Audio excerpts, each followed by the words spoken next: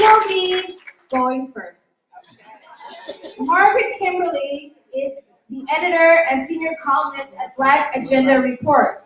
She's a regular guest on radio and internet talk shows and has appeared on Al Jazeera English, RT, WBAI, KPFK, Press TV Iran, The Real News Network, Govorit Moskova, and Grid TV. She was a contributor to the 2014 book Killing Trayvons, an anthology of American violence. Ms. Kimberly serves on the Administrative Committee of the United National Anti-War Coalition, or UNAC, and the advisory board of exposedfacts.org. She is currently writing a book about racism and the American presidency. Give it up for Margaret Kimberly. Thank you. Here? Yes. Okay. Hi. Good afternoon. I wrote good morning. As you can tell, I meant to be here this morning. I also want to add, I need to add it to my bio. I am also part of a new effort, Black Alliance for Peace, which was founded just a few months ago. And I will, I'm glad you're familiar with our work. But yes, I was to be on the panel of Many Faces of War, Militarism, and Neo-Fascism. And I'm best able to discuss this subject as it pertains to my country, the United States of America. And at this time, we can't discuss state repression and fascism without discussing the elephant in the room, and that's Donald J. Trump. But I also think it's important not to be confused by American electoral politics and allow Trump's presence in office to be the sole definer of what constitutes repression and what does not. He does not carry out, he could not carry out any of his schemes if his predecessors had not paved the way for him and if the system had not been created with the express purpose of practicing human rights violations. Just a few days ago, I learned the story of a man named Davino Watson, who was kept because of a court case. He was kept in immigration detention for 3 years after being given a deportation order following a prison sentence.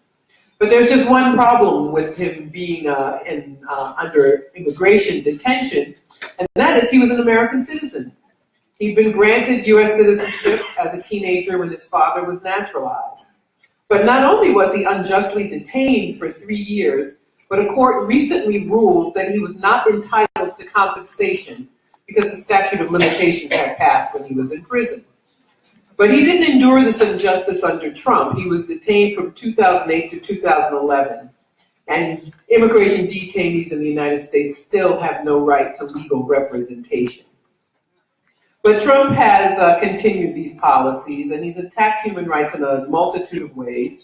His campaign was an open appeal to white nationalism, and he's attempting to make good on all of his promises to put America, and to him that means white people, first. But I think it's important to talk about the continuity of state repression that he represents and the existence of fascist and fascistic policies before he was inaugurated in January this year. It's also important to talk about the resistance and what that ought to mean. And it certainly does not mean restricting acts of resistance to any particular person or political party. The word fascism is being used with great frequencies these days, but unfortunately I don't think it's been defined very well. If it were, the United States would have been described as fascist before Trump even ran for the presidency. There is no other way to describe the nation which has incarcerated more people than any other, with more than 2 million people behind bars. 1/4 of all the incarcerated people on the planet are Black Americans. Every year, police kill more than 1,000 people. In 2016, that number was 1,093, an average of 3 people every day. And it bears repeating that mass incarceration and police murder were the de facto law of the land before Election Day. Yes, there has been an increase in deportations, but Obama presided over a huge increase in deportations during his term in office. He deported a record-breaking 2.5 million people and came to be known as the deporter-in-chief. So Trump is no aberration. And it isn't surprising that the same country which runs an unrivaled gulag against its own people would also be the most aggressive internationally. The US has the biggest military budget of any country in the world, bases in more than 100 nations, and control of African countries' militaries through the Africa Command, known as AFRICOM. Trump's travel ban on the citizens of 7 countries is yet another example of this phenomenon. Those countries weren't picked out of thin air. Iraq, Syria, Somalia, Sudan, Yemen, and Libya have all been under military attack by American presidents from Jimmy Carter onward. He just picked up where they left off. And if we're going to condemn Libyans being banned from travel to the United States, we should also condemn the presidents, beginning with Ronald Reagan. And I always add, I think it's important to say that Reagan tried to kill Gaddafi, but it was Barack Obama who got the job done with the help of the Secretary of State Hillary Clinton. So the question is, who and what should we resist? But I think we already know the answer. What do we say when we march? We say the whole damn system is guilty as hell. The entire system is repressive. We may have presidents and political parties who put up a better facade than others, but we can't be fooled because one makes itself the more obvious target. And the United States is unique in some ways, but it's also part of a larger picture. Its status as a settler colonial state and its history of genocides against indigenous people and the enslavement of Africans impacts its policies to this very day.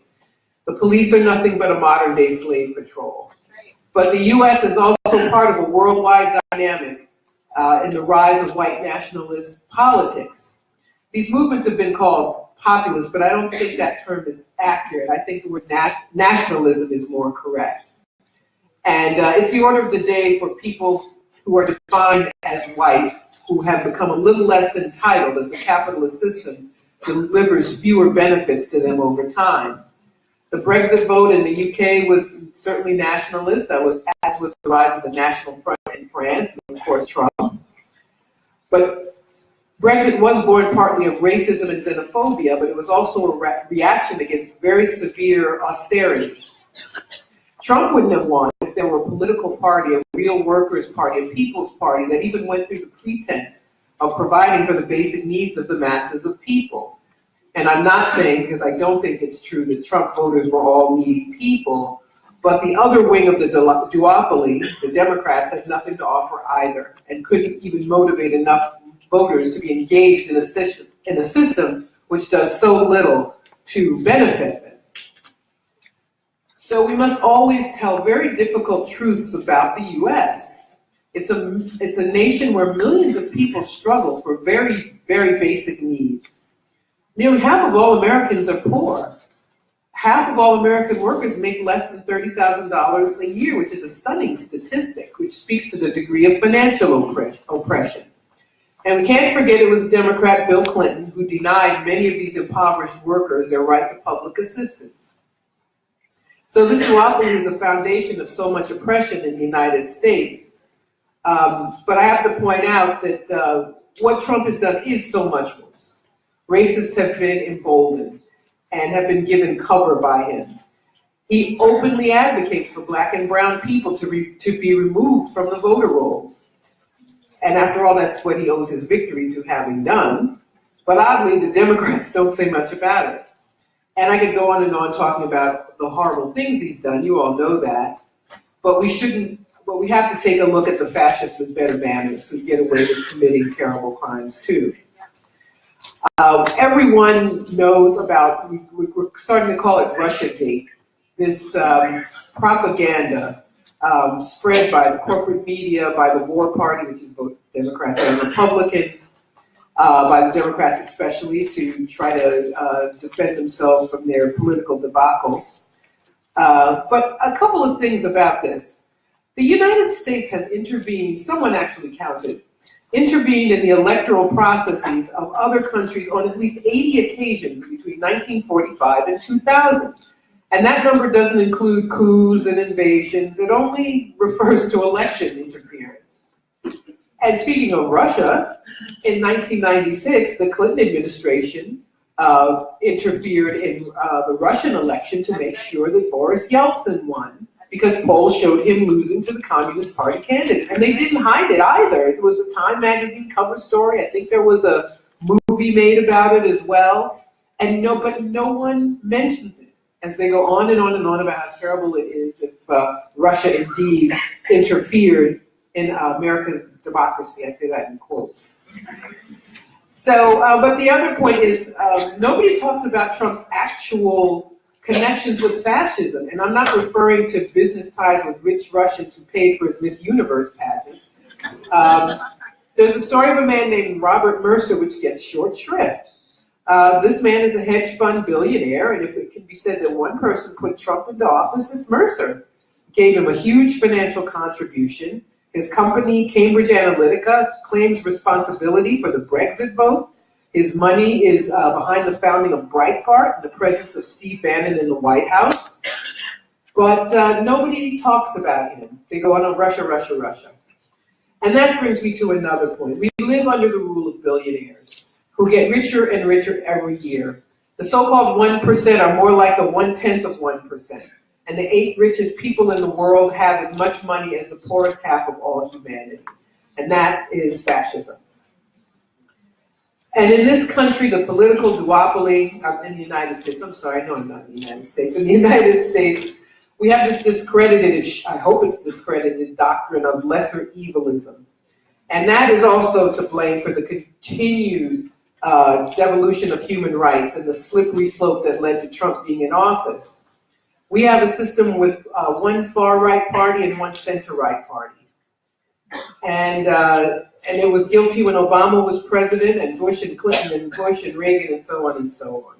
So we have to start by being independent of them, all of them, and make sure that we don't only select certain examples of repression to fight against.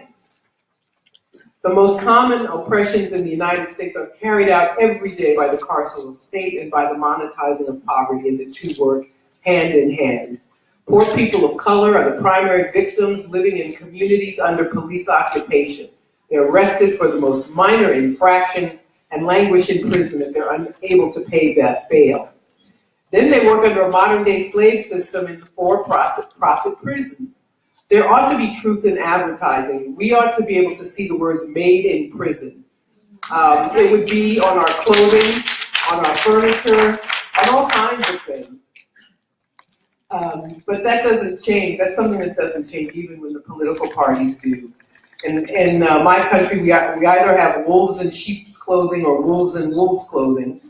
And Trump is an obvious wolf, but the resistance can't focus on him alone. So our resistance must be complete.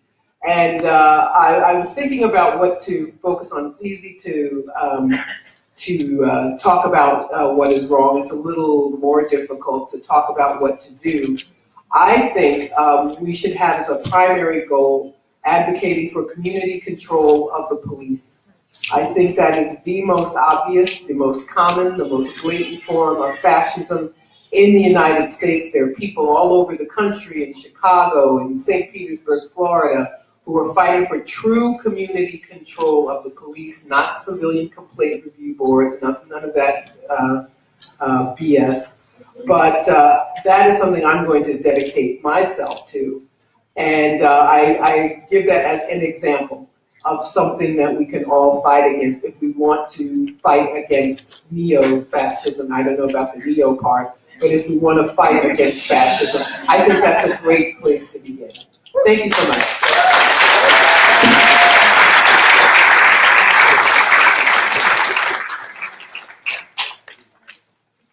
Thank you.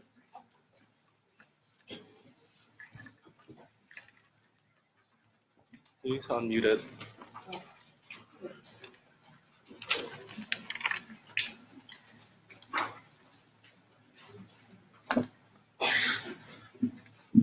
Thank you, Margaret. Now we're going to move on to our Geography of Struggles panels. This panel is, there's a number of speakers on this panel, so we're going to break it into two. So this is the first part. There will be a second part after the break. Our first speaker travels all the way from Egypt.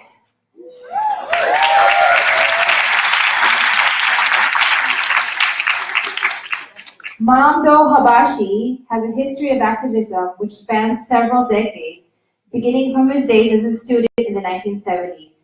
He has been active in many civil society organizations, including as a board member of the Arab and African Research Center in 1987, a founding member of the Anti-Globalization Egyptian Group in 2002, and a founding member of the Democratic Engineers in 2003. For 3 consecutive years, from 2003 to 2005, he was mainly responsible for organizing the Cairo Conference, an international solidarity action to support the resistance in Palestine and Iraq, and against corporate-driven capitalist globalization. In 2007, he participated in the founding of El Halali Foundation for Liberties, an organization that aims to actively defend the rights of workers, peasants, and marginalized peoples, and help them organize themselves. In 2010, he became the vice president of the World Forum for Alternatives, while in 2011, he became the co-founder of the Egyptian Socialist Party. In 2015, he became a Politburo member and head of the Socialist Popular Alliance International Office. Please welcome Mamdo Habashi.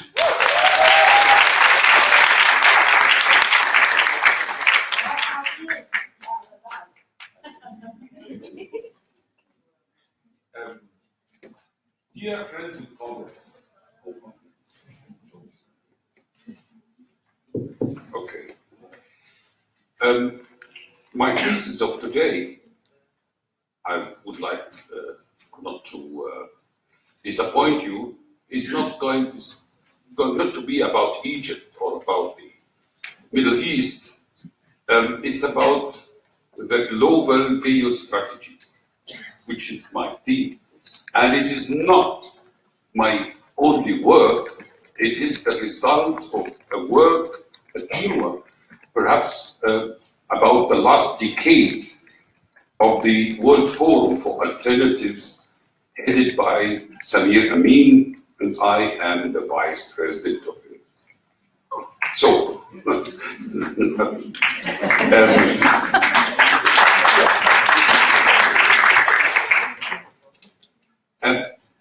I'm going to land something new for this platform, and I call it the challenge of our time.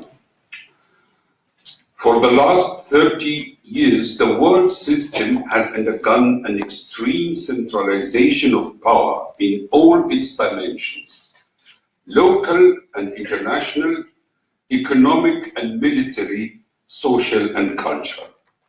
Some thousand giant corporates and some hundreds of financial institutions that have formed cartels among themselves have reduced national and globalized production systems to the status of subcontractors.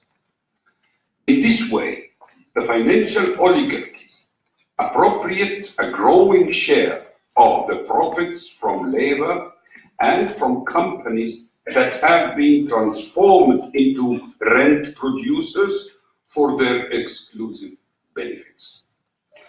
Having domesticated the main right-wing and left-wing parties, the unions and organizations of the so-called civil society, these oligarchies now also exercise absolute political power, as well as the media that is subordinated to them, creating the necessary disinformation to depoliticize public opinion.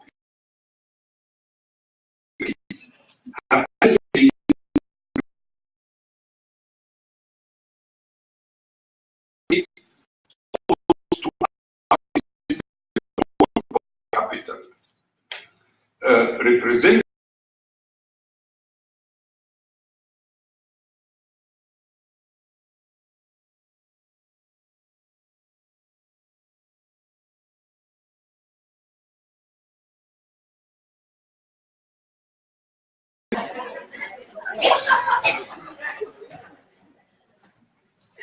later, perhaps.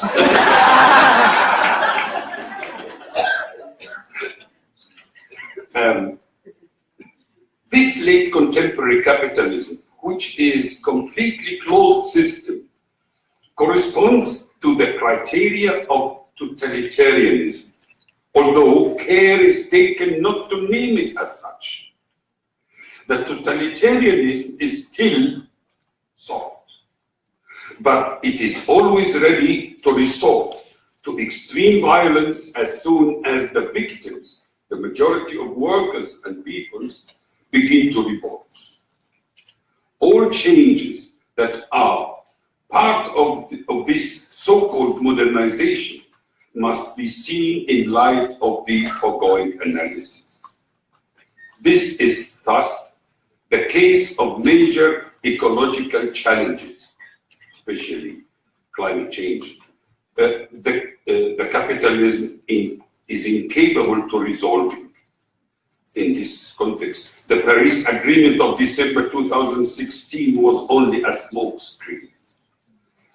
As well as scientific progress and technological innovations, which are rigorously subjected to the requirements of the financial profit that they can make for the monopolies. The glorification of competitiveness and the freedom of the market that is subservient media present as guarantees of the freedom of efficiency of the civil society are indeed the antithesis of the reality, which is driven by violent conflicts between fractions of the existing oligarchies and is the cause for the destructive effects of their governance. Two, it was the introduction. Two, at the world level, contemporary capitalism always follows the same imperialist logic that was typical as it became globalized from the start. I mean, the colonialization of the 19th century was clearly a form of globalization. Contemporary globalization does not escape this logic. It is nothing else but a new form of imperialist globalization. This term, globalization, so often used without any definition, hides an important fact. The deployment of systematic strategies that have been developed by the historical imperialist powers, and these are the United States, Western and Central European countries, and Japan, which I'm going to call the triad in order to summarize. So, that continue to pillage the resources of global South and the super exploitation of its labor that is associated with delocalization and subcontracting. These powers intend to maintain their historical privilege and to prevent all other nations from extricating themselves from the status of dominated peripheries. The history of the last century was in fact that of the revolt of the peoples of the peripheries of the world system, who were engaged in a socialist delinking or in attenuated forms of national liberation, whose page has for the moment been turned. The recolonialization now underway, which has no legitimacy, is therefore fragile. For this reason, the historical imperialist powers of the triad have set up a system of collective military control over the planet. Collective is very important here. Directed by the United States. Membership of NATO, which is inextricably linked to the construction of Europe, as also the militarization of Japan, reflects the requirement of this new collective imperialism, which has taken over the national imperialisms, which are the United States, Great Britain, Japan, Germany, France, even a few others, which were formerly in permanent and violent conflict. In these conditions, constructing an international front of workers and the peoples of the whole world has to be the main objective to meet the challenge of counteracting the spreading of contemporary imperialist capitalism. Third, confronted by this tremendous challenge, the inadequacy of the struggle being carried out by the victims of the system is all too apparent. Their weaknesses are of different kinds, which I would classify under the following headings, our weaknesses. Number one, the extreme fragmentation of the struggles, whether at the local or world level, which are always specific and conducted in particular places and subject matters like ecology, women's rights, social services, community demands, etc., etc. The conducted at the national or even world level have not had any significant success in that they have not forced any changes of the policies being carried out by those in power. Many of these struggles have been absorbed by the system and foster the illusion that it is possible to reform it. Nevertheless, there has been an enormous acceleration in the process of generalized proletarization.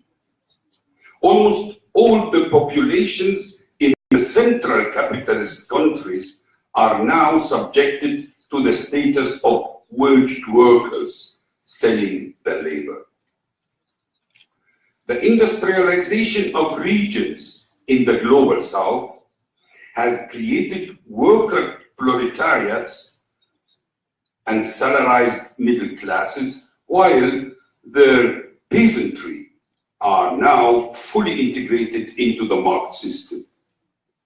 But the political strategies employed by the powerful have succeeded in fragmenting these gigantic proletariat into diverse fractions that are often in conflict with each other. This contradiction must be overcome.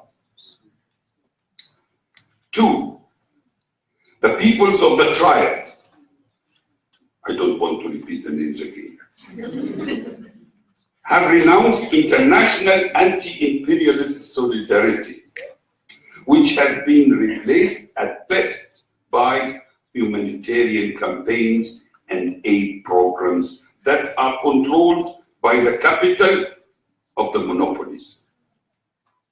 The European political forces that inherited left-wing traditions thus now support the imperialist vision of existing globalization.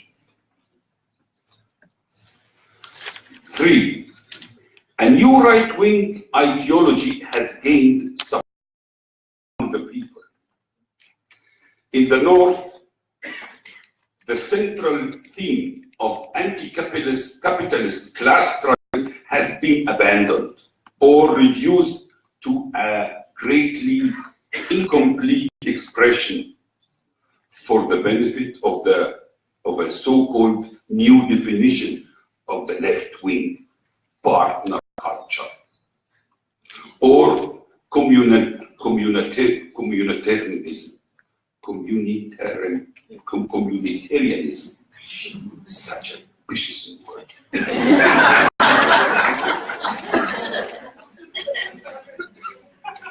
Separating the defense of specific rights from the general general fight against capitalism.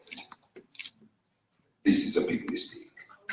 In certain countries of the South, the tradition of struggles that associated the anti-capitalist struggle with social progress has given way to reactionary, backward-looking illusions expressed by religions or pseudo-ethnics. In our countries of the South, the successful acceleration of economic growth over the last decades feeds the illusion that it is possible to construct a developed national capitalism capable of imposing its active participation in shaping globalization. I mean, in this term, we think about the so-called BRICS. Fourth, the power of oligarchies of contemporary imperialism seems to be indestructible in the countries of the Triad and even at the world level. You remember the book, The End of History. Public opinion subscribes to its disguise as market democracy, preferring it to its past adversary, socialism, which is invariably embellished by such odious sobriquets as criminal, nationalist, or totalitarian autocrats. However, this system is not viable for many reasons. One, contemporary capitalism is presented as being open to criticism and reform, as innovative and flexible. Some voices claim to put an end to the abuses of its uncontrolled finance and the permanent austerity policies that accompany it, and thus save capitalism. But such goals will remain in vain as present practices serve the interest of the oligarchies of the Triad, the only ones that count, as they guarantee the continual increase of wealth despite the economic stagnation that besets their countries. Two, the European subsystem is an integral part of interior globalization. It was conceived in a reactionary spirit that was socialist, and pro-imperialist, subordinate to the military command of the United States. Within it, Germany exercises its hegemony, particularly in the framework of the Eurozone and over Eastern Europe, which has been annexed just as Latin America has been annexed by the United States.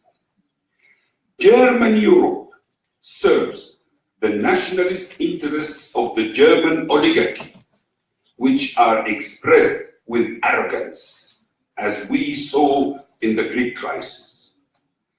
This Europe is not viable and its implosion has already started.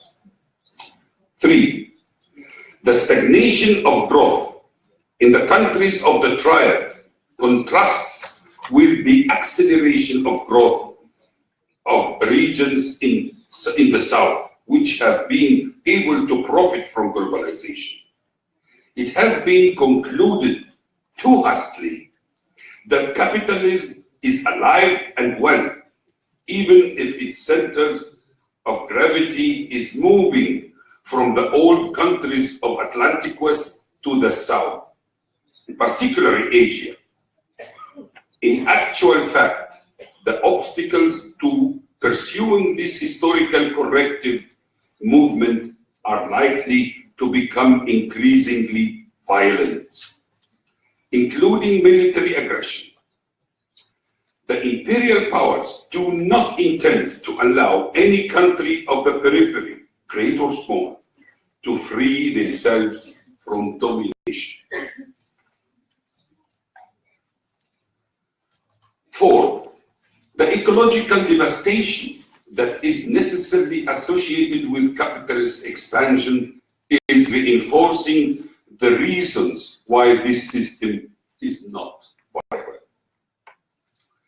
We are now in the phase of the autumn of capitalism, without this being strengthened by the emergence of the people's spring and the socialist perspective. The possibility of substantial progressive reforms of capitalism in its current stage is only an illusion. There is no alternative other than that enabled by the renewal of the international radical left, capable of carrying out and not just imagining socialist advantages. It is necessary to end crisis-ridden capitalism rather than try to end the crisis of capitalism. Based on a first hypothesis, nothing decisive will affect the attachment of the peoples of the triad to their imperialist opinion, especially in Europe.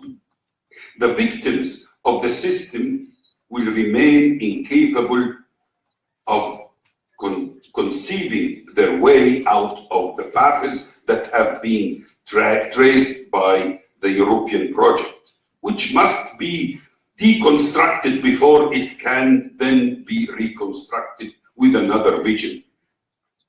The experiences of Syriza, Podemos, and France, the hesitations of Die Linke in Germany, and others testify to the extent and complexity of the challenge. The facial accusation of nationalism of those critical of Europe does not hold water. The European project is increasingly visible as being that of the bourgeois nationalism of Germany. There is no alternative in Europe, as elsewhere, to the setting up of national, popular, and democratic projects, not bourgeois, indeed anti-bourgeois, that will begin the delinking from imperialist globalization. It is necessary to deconstruct the extreme centralization of wealth and the power that is associated with the system. According to this hypothesis, the most probable outcome will be a remake of the 20th century. Advances made exclusively in some of the peripheries of the system, but these advances will remain fragile, as have those of the past, and for the same reason. The permanent warfare waged against them by the imperialist power centers, the success of which is greatly due to their own limits and deviations. Whether the hypothesis of a worker and people's internationalism opens up the way to further evolutions that are necessary and possible. The first of these ways, I know. The first of these ways is that of decadence of civilization. In that case, these evolutions are not be masterminded by anyone. Their trial must be blazed only by the needs created by the situation itself. However, in our epoch, given the power of ecological and military destruction and the disposition of the powerful to use them, the risk denounced by Marx in his time, that there is a very real risk that the fighting will destroy all the camps that oppose each other. This is very real. The second part, by contrast, will require the lucid and organized intervention of the international front of the workers and peoples. Fifth and last, creating a new international of workers and peoples must be the main objective for the genuine militants who are convinced of the odious nature of the world imperialist capitalist system that we have now in present. It is a heavy responsibility, and the task requires several years before giving any tangible results. Thanks. Thank you, Mahmoud. Our next speaker actually needs no introduction because she was a speaker on panel 1.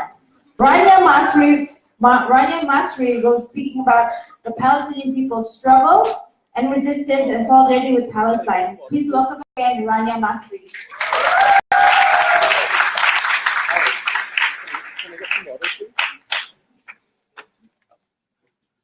Well, hello again. We're going from a macro discussion of revolution to a micro examination of the struggle and the resistance in Palestine and how we may stand in solidarity with the people in Palestine. To understand resistance and to actually even see resistance, it is fundamental to first understand and see the problem itself. So how do we define the problem that the Palestinians have been suffering from? When do we start defining the problem? How do we look at it? Are we suffering from an occupation of the West Bank, Jerusalem, and Gaza? Is that the problem? Or are we suffering from a Zionist settler colonial state that began more than 150 years ago in the planning and set its roots and its establishments on the land of Palestine in 1948? Then that shifts the problem. Exactly. So if we start with examining Israel as a racist settler colonial state, then to me this is the representation of Israel. This is the representation of Israel right there. This is the representation of Zionism. These are t-shirts that were being sold more than 10 years ago that have only increased in popularity. These are t-shirts that were being worn by Israelis that simply show a target of either a pregnant woman, 1 shot, 2 kills, or children, attacking children, being a form of birth control for the Palestinians. This is a popularization of racism, and this, I think, is how we need to examine Zionism. And by examining it that way, we see, those of us who have lived in North America, that it's nothing new, because this picture on your right should quite remind you of that picture on the left, which is a real picture of mugshots of innocent African Americans that were taken, I believe, in the state of Florida, and then used as target practice by the police. So if police were able to use a picture of a man as a target practice and then see somebody who looks like him in the street, it makes it easier for the police to shoot him down. Same with those shirts. Both of those images do the same thing, which is they make racism acceptable. By making racism acceptable, it is easier to throw us off our lands, to destroy our homes, to criminalize our very existence, and to render us invisible. If you look at this image right here, you've got 2 white folks, and they're happy taking a picture, and they don't even see that there's a Palestinian behind them getting assaulted by an occupying soldier, let alone that they can't even see that they are on Palestinian land. We are rendered invisible. That is the extent of racism. So what aspects of our lives are rendered invisible? What aspects? And who is rendered invisible? And what is rendered invisible? And most definitely, this is just one example of the crimes that are rendered invisible. Several years ago, it was only 3 years ago, that Israel launched one of many acts of aggression that I would call genocide against the Palestinians in Gaza. a genocide, by the way, that Gal Gadot, Hollywood's Wonder Woman, openly supported. Here we see 6,000 Israeli raids in 50 days, the number of civilians killed, the number of children killed, of hospitals, of agricultural land, so on and so forth. All these crimes have been rendered invisible. That even if they are seen as actions, they are not seen as crimes, and therefore no one is held accountable, and it is still presented as an acceptable act, which means we are still awaiting the next Israeli aggression against the Palestinians in Gaza, and we have the blockade that has been in place for more than 10 years, prohibiting food and electricity and any sense of livelihood for the Palestinians in Gaza, for the more than 2 million Palestinians in Gaza. That is rendered completely acceptable by the mainstream media. What else is rendered invisible? This is daily life under so-called occupation. And here I'm referring to the occupation that is regarded as limited to the West Bank and East Jerusalem. This is a daily pathway for Palestinians on their way towards a semblance of livelihood. And yet this is also not seen, because what is also rendered invisible is the fact that we have Palestinians within Palestine 1948, what we refer to in Arabic as 1948 Palestine. Palestinians that are either represented in mainstream press as Israeli Arabs, which we are not, okay, or simply represented as Israeli citizens.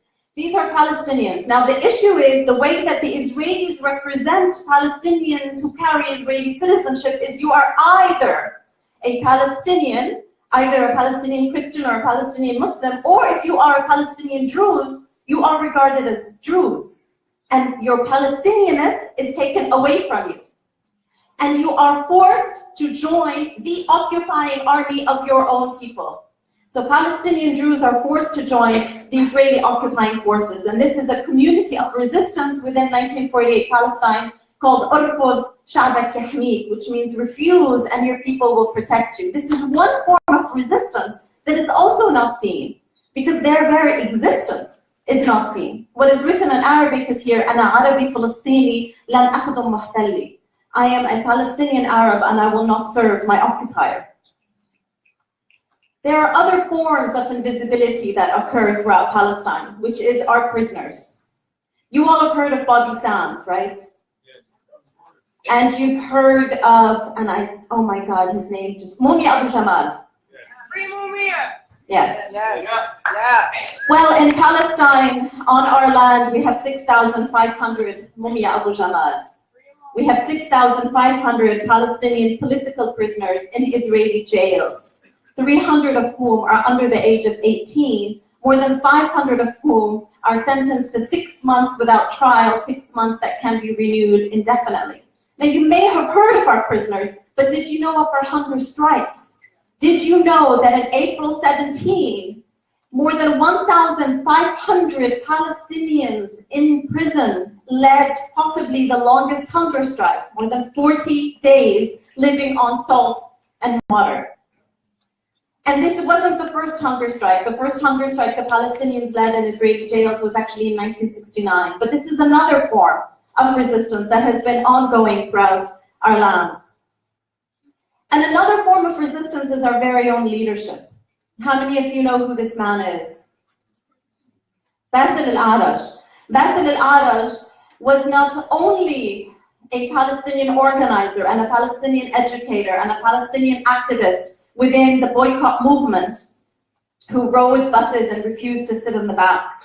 Not only was he an organizer and an educator, he was also a man that was picked up by the Palestinian Authority under their treasonous security coordination with the Israeli state. And when he was being picked up by the PA, he refused to pick up arms and to use arms against his fellow Palestinians, knowing that he will be picked up and tortured for months, but he refused to do that.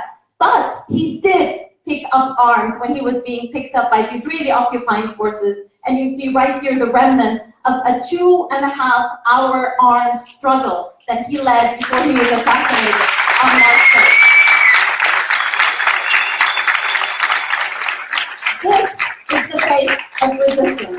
An educator, an organizer, a writer, a researcher who knows when and how to use violence. And yes, just to make it very clear, I am an unequivocal non-apologetic supporter of armed resistance against the occupying state.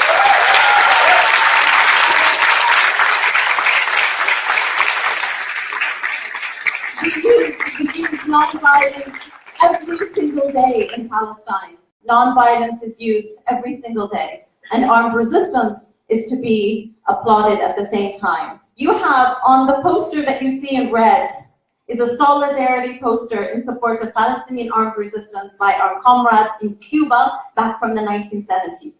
And this is a representation of the importance of armed resistance being part of the root of our struggle. This is a graffiti that is in one of the Palestinian refugee camps, Mukhayyam al-Rashidi. And the reason I specifically point this out is it's important to say that approximately a month ago, 3 young men from al-Faham, from what we refer to as occupied Palestine, but what some others with a very short-term history refer to as the State of Israel, attacked 2 occupying soldiers in Jami' al-Aqsa in occupied Jerusalem, and they were martyred. And this leads to the importance of the continuous act of armed resistance. Their act of armed resistance led to possibly the largest, most recent Al-Aqsa Intifada, where Muslim and Christian Palestinians organized in the tens of thousands every day to say no to Benjamin Netanyahu and the other members of the Israeli occupying state's desire to set up metal detectors and cameras to prohibit Palestinians from accessing the Jami' al-Aqsa in Jerusalem. And it led to a victory. We were able to reclaim Jami' al-Aqsa.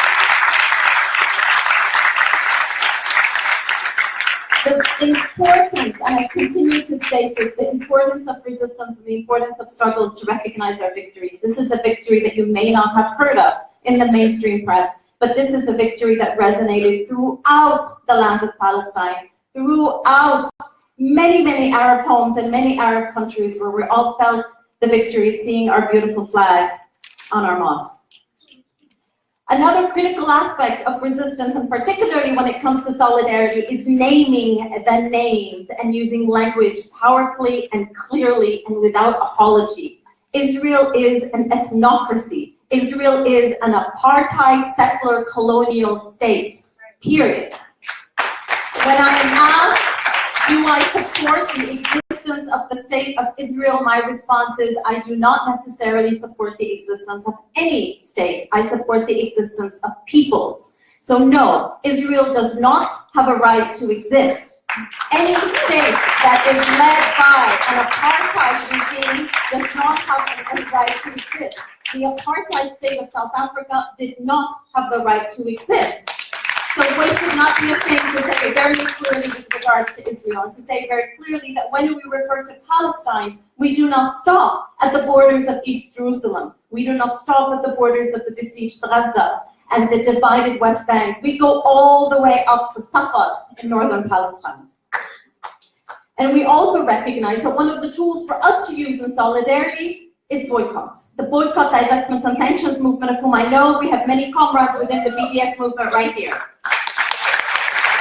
And BDS calls for boycott, divestment and sanctions on the state of Israel until we have an end to the occupation of East Jerusalem, the West Bank and Gaza, an end to the apartheid institutional laws that discriminate between Palestinian citizens of Israel and Jewish nationals of Israel, and the right of return of each and every Palestinian refugee and their descendants. It has been 12 years since BDS was launched, and if you compare just the divestments that have come from universities with the divestments that came from universities in the much longer struggle against apartheid South Africa, we see that although we are much lesser funded than the US government and the Israeli state, although we have much fewer means, and although we are being fought against through laws and through media lies, we have still managed to do more in 12 years than the South African anti-apartheid struggle was able to do within that same time. We have to congratulate and recognize our victories. We have to also recognize that we have gotten banks to divest from the state of Israel, we've gotten churches to divest from the state of Israel, we've gotten large corporations to divest, but we still have a way to go. G4S, which claims that it was divesting and selling more than $115 million, 88 million pounds, from its subsidiaries in the state of Israel, continues to train the police in Israel. They continue to train Israeli police, and Israeli trained police actually attacked and supported the killing of 20 Palestinians in the latest Al-Aqsa protest. So we will continue our boycott of G4S. We have to continue it. And we continue it, and we recognize very clearly that when we are being told by liberal Zionists, which is another oxymoron, like we capitalists, no, neither one exists. When we are being told by liberals that they support a two-state solution, because, we need to just accept the fact that Israel is here and the Palestinian refugees should just accept where they are because there's no space for them. Not only is that statement based on racism, and not only is that statement asking someone else to give something else up, but that statement is also false, because 77% of the Palestinian villages from where we were taken back from 1947 and 1948 remain unbuilt. What the Israeli state has done is they've planted them over with European pine trees. Well, as a forester, I love trees, but I would love to uproot those European pine trees and replace them with our own Italian stone pine, our own Pinus pinea, Pinus butea, and our own local pine trees, and for us to be able to go back to our villages. There is space for us. The only reason we are banned from return is because we are not Jews. So we need to recognize this, because there is hope in this, and there is hope in the clarity of the statement. This is a statement that was issued by the Popular Front for the Liberation of Palestine, an organization and a political party whose leadership, the vast majority of their leadership, remain and continue to be captured by the Israelis and put in Israeli jails. There is a resistance there. And we say very clearly, no to negotiations. We will not sit across a table, be that through an academic panel debate with Israelis, just like I do not debate rape with rapists, I do not debate racism with the KKK, I will not debate my homeland with Zionists. We say no to capitulation, and there's a form of capitulation that is very powerful, which is the capitulation of our soul, in which we are being convinced that all we can get are crumbs off the table. And I say we fought the Ottoman occupation for hundreds of years, and we continue to exist. And in Lebanon, we fought the Israeli occupation for 22 years, and we continue to exist. They claim they've been on our land for 70 years, and they claim that's a long time, and we say our memory is way longer. We say no to breadcrumbs, yes to liberation. We say no to normalization. Normalization means I will not dance with Zionism, I will not sing with Zionism, I will not perform with Zionism, nor will I welcome any actor, any singer, any performer that chooses to cross the picket line and perform in the state of Israel. We say no to normalization. We say yes to another form of unity, a unity that does not include those Palestinians among us who say yes to security coordination and treason. We say yes to another form of unity, a unity that's based on principles, that's based on equity, that's based on resistance, that's based on hope. We say yes to solidarity with other oppressed populations, be they from Hawaii to Puerto Rico, both of whom are communities that are not regarded as occupied, but that we recognize as occupied. We say yes to solidarity with them. We say yes to solidarity with First Nation communities from Canada to Brazil, from the north to the south. We say yes to solidarity with the Black Liberation Movement. We say yes to solidarity with all oppressed communities. And we say yes very powerfully to resistance, be it non-violent resistance, be it armed resistance. We say yes to this, and I repeat it time and time again. We say yes to our insistence to believe in hope. We are a struggle that will last, we are a struggle that will continue, and we are a struggle that will one day welcome you all as comrades in free Haifa, in free Jaffa, and in free Jerusalem. Thank you.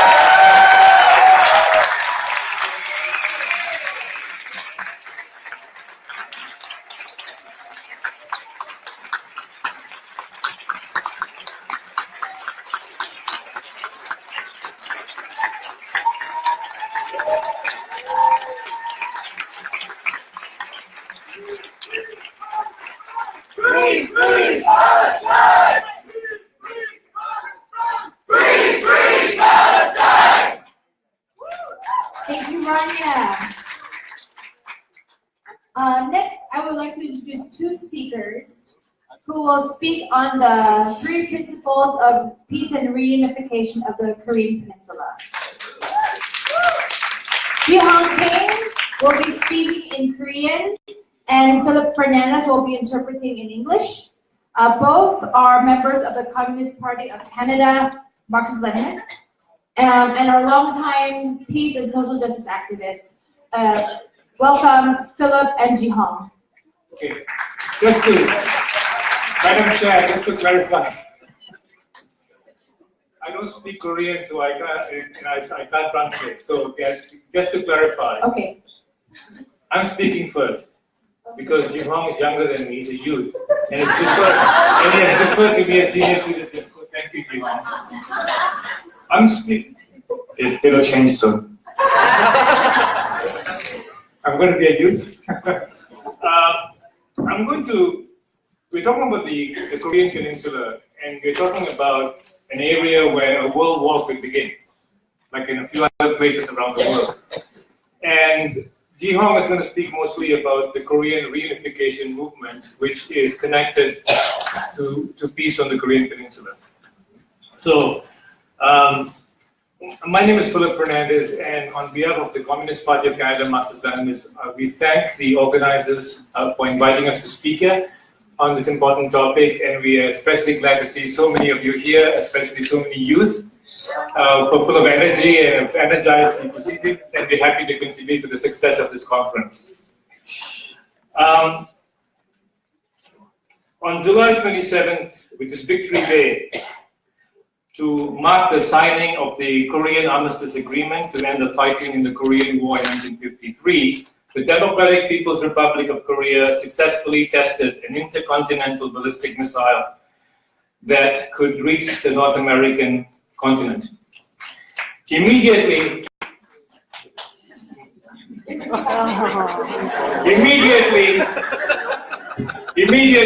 monopoly media in Canada, US, Britain, and elsewhere condemned the test.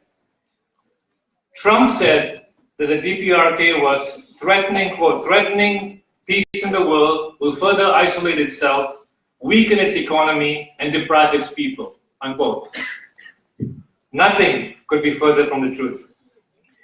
It is the US imperialists who have been threatening the Democratic People's Republic of Korea since its founding in 1948.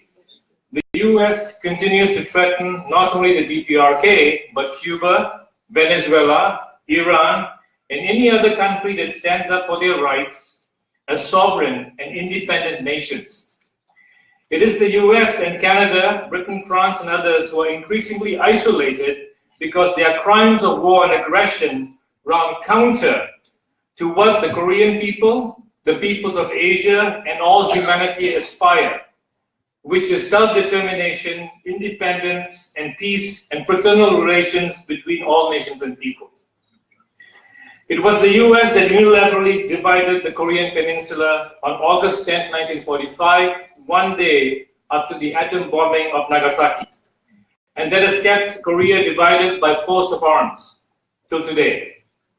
When they arrived in Korea on September 8th to receive the surrender of Japan south of the 38th parallel, the US began by outlawing the Korean People's Republic that had been declared on September 6th and began dismantling the People's Committees and other instruments of Korean people's political power and began to establish a military dictatorship over the next period. For the next 5 years, until they launched the Korean War on June 25, 1950, the US waged a campaign of terror against the Korean people to turn South Korea into an anti-communist bulwark to be used to threaten war against the Soviet Union and later on China. This is still the case today. The Korean Peninsula, if you look at a map, is very strategically located, and it's central to the United States' dream of world domination. Today, 28,000 US troops remain in South Korea, deployed in some 90 military bases, armed with the latest tactical and weapons of mass destruction. Annual aggressive military exercises, codenamed Fall Eagle and Key Resolve, aimed at regime change, in the DPRK are held by the US, South Korean militaries with the participation of Japan, Canada, and other nations. These war exercises are crimes against peace, considered, quote, the supreme international crime against humanity by decision of the Nuremberg Declaration that tried the Nazis. This was the first crime that the Nazis were charged with, to prepare war and aggression against another country. In the face of this ongoing aggression and nuclear blackmail, the DPRK has been forced to divert scarce resources in building its own military defense, including developing its nuclear missiles to preserve its right to be, and also to maintain a fragile equilibrium on the Korean Peninsula. The DPRK has repeatedly pointed out that it requests that the United States sign a peace treaty to formally end the Korean War. The Korean War is actually a truce. The war is still going on. The fighting has stopped. From 1953, when they signed the armistice agreement, part of the armistice agreement was that soon after the two parties of the war, which is the DPRK and the United States, were to meet and to normalize relations and sign a peace treaty to end the war formally. Every year, the United States has refused to do so. All these efforts as requesting the peace treaty has been spurned. It has repeatedly protested, along with the entire Korean people on the peninsula and in the diaspora, that the key resolve and 4 legal US South Korean joint military exercises be stopped. They have appealed to the United Nations to step in and put an end to these war games, but all appeals have fallen on deaf ears. The DPRK has also been calling for the removal of the US THAAD missile defense systems in South Korea, which brings the Korean peninsula ever closer to war. Another catastrophic Korean war which will engulf all humanity in a nuclear holocaust.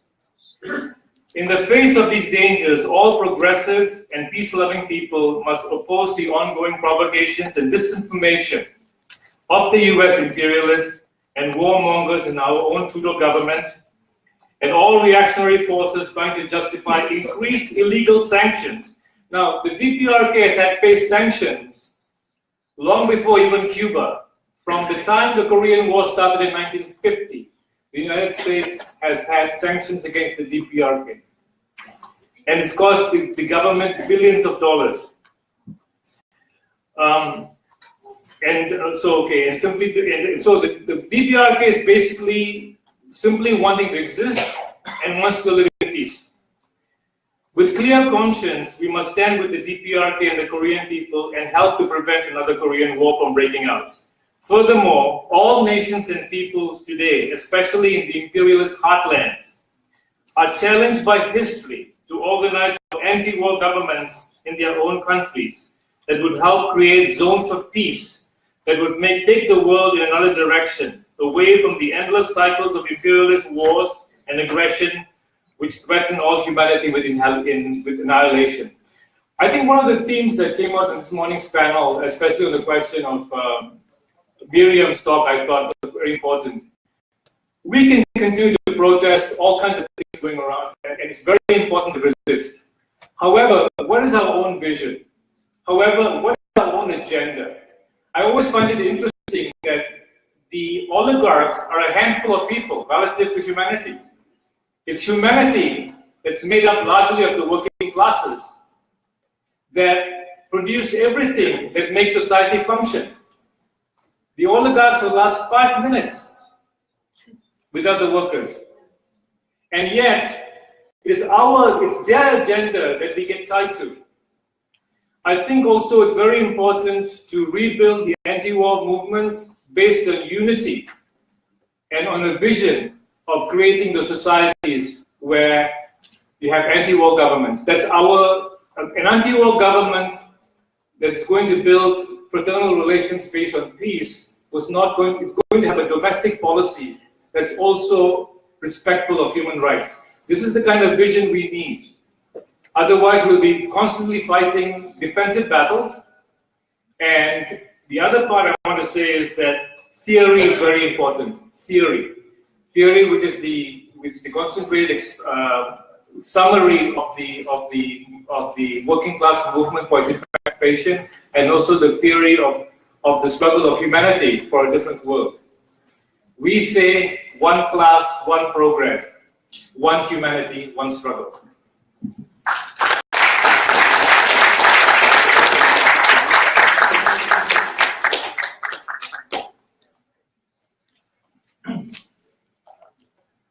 Hi, my name is Ji Hong, and I will talk about the 3 principles of reunification for Korean Peninsula. Before I begin this work that I will be reading off of a little bit, is coming from a gentleman named Hak Kyul Chung. He's much older gentleman than I, and it's been fruitful to be working with him on this, because this is an information that I obtained by working with him, an opportunity that I didn't consider in everyday lives, but I took that journey, and it's great.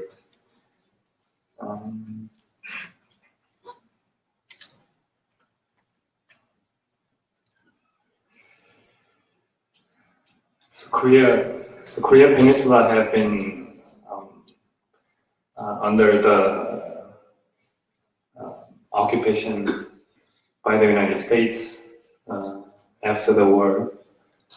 But it's a small country, so even before the U.S. government's influence on the peninsula, a Japanese government was there.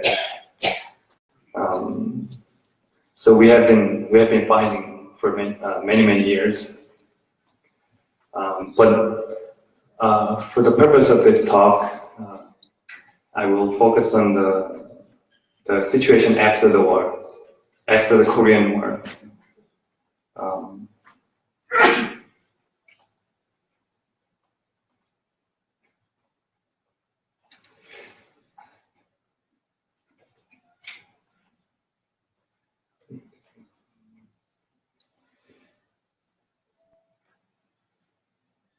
So when the Korean War broke out 65 years ago, Korean people anticipated that Korea Peninsula will be unified by the means of war. Doesn't matter if it was achieved by means of peaceful talk or anything like that. We would be happy if we were reunited. So people under the division, under the slogan of "To the north we go, to the south you come, let's meet at the Panmunjom," the youth marched towards the 38 parallel line that was drawn by the United States in between the peninsula. But the government suppression was great, and it eventually failed. And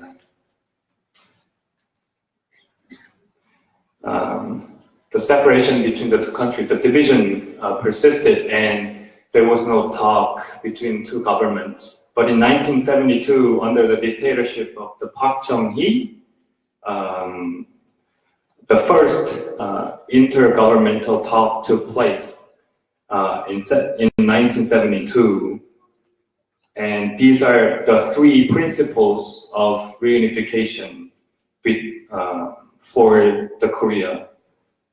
The first is to do it self-reliantly, and second is to do it peacefully and sweepingly, and third is to do it despite the difference in ideology and political system.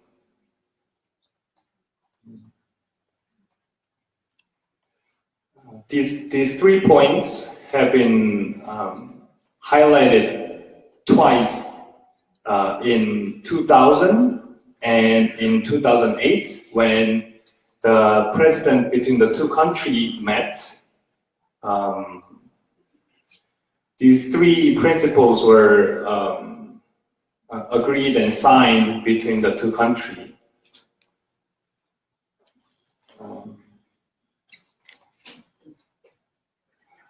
And also, I have to highlight that this is something that we don't get in the mainstream media, that these principles are observed between the two countries.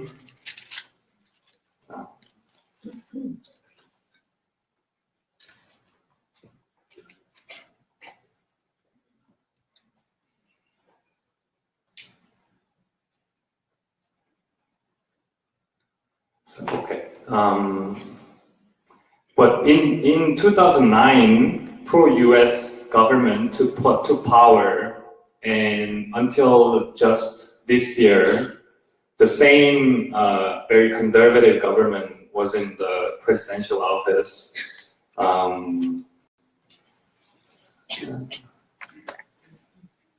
And the atmosphere has been very tense. The meetings between the two governments were cancelled and suppressed, even outlawed. And the cornerstone phrase of the reunification sentiment by and between our nation was prohibited and outlawed. So any organization who put up this slogan was deemed illegal, and a lot of people were jailed for it. And there was an economic cooperative economic factory in the north and south. The capitals from the south go into this factory complex to manufacture clothing and use the labor of the North Koreans. It was something nice and something that both countries look into the future for further development in economic and cultural exchange. Was also cancelled between these in this period. So we can the weak-kneed political thug group is swayed and manipulated by the United States and its allies that are obstructing and repressing the reunification effort. Joint military exercises between the US and South Korea have been taking place every spring. This year's exercise was especially tense with the participation of 2 Nimitz-class aircraft carriers, and also shady installation of THAAD missile system on Korean Peninsula. The whole world is watching the provocation by the United States.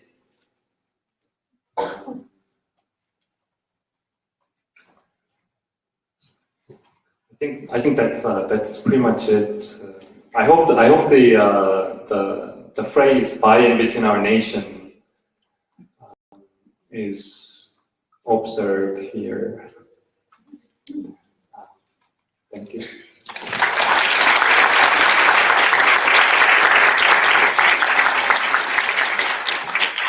Thank you, Ji Hong and Philip. Our final speaker for this panel traveled all the way from Japan. Yoshio Nakamura is with the Asian-wide campaign against U.S.-Japanese domination and aggression, and the International Secretariat of the Asia-wide campaign, which is an anti-imperialist, anti-war, and anti-racist network in Asia. Yoshio.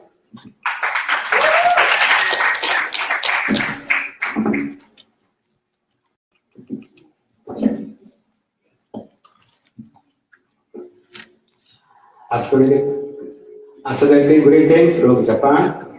It's an honor for me to share with you this important opportunity here in Toronto today.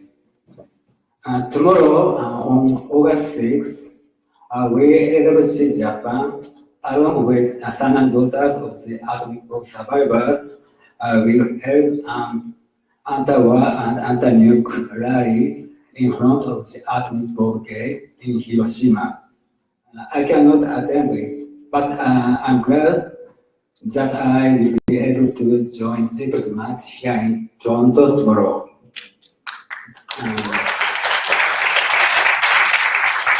So today, I want to speak about the reality of the US-Japan military alliance and people's struggle against it. So there are so many.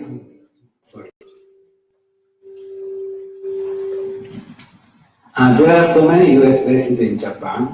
The US-Japan Security Treaty, which is signed in 1951 and revised in 1960, give a legal basis of the existence of them. As of now, around 37,000 US military personnel stationed in the 84 large and small US bases and facilities in different parts of Japan. In addition, the US Navy 7th Fleet, which keeps the Yokohama base as its home port, has around 13,000 sailors abroad. In total, the US forces Japan has around 50,000 military personnel. Japan is one of the #1 host countries for US forces abroad, and the base has been maintained by the Japanese government huge financial support. And especially in Okinawa, 74% of the US bases in Japan are concentrated. Around 26,000 military personnel are stationed there. These bases occupy around 18% of the land of this small island. From 1945 to 1972, people in Okinawa have suffered from the long-term US occupation. Even after moving of the administration right on Okinawa to Japan, people suffering caused by the presence of the US forces have never changed until now.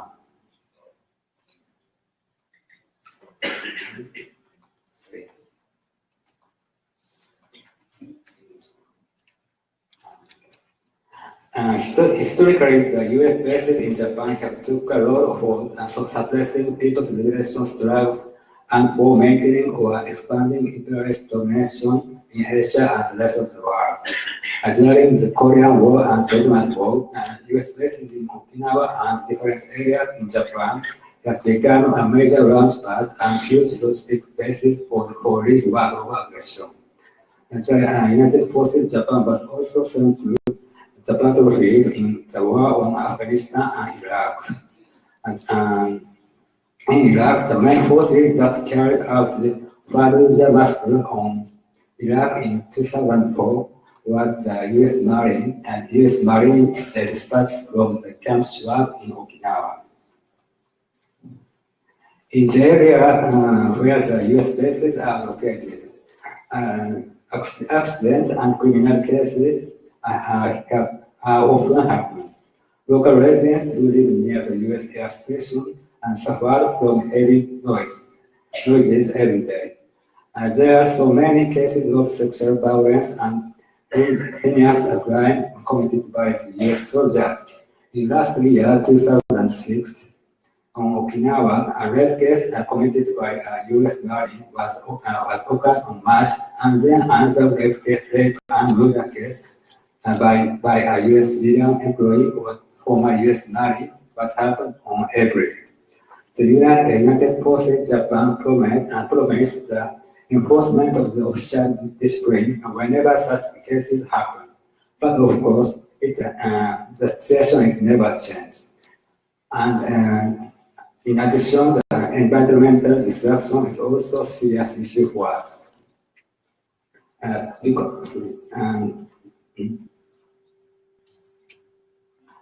Because of the existence of many U.S. bases in different areas in Japan, there are also many big and small. People struggle to resist them. They all are important, but today I want to mainly speak about our two urgent issues at this moment. One is Okinawan people's movement to stop building of the new U.S. bases in Henoko, Okinawa, and another is the people's protest to ongoing massive consolidation of the U.S. bases in Iwakuni. And people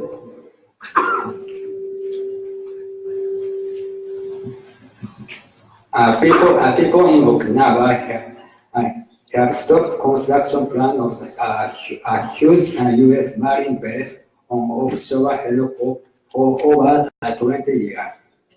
In 1995, 3 U.S. soldiers raped a 12-year-old girl.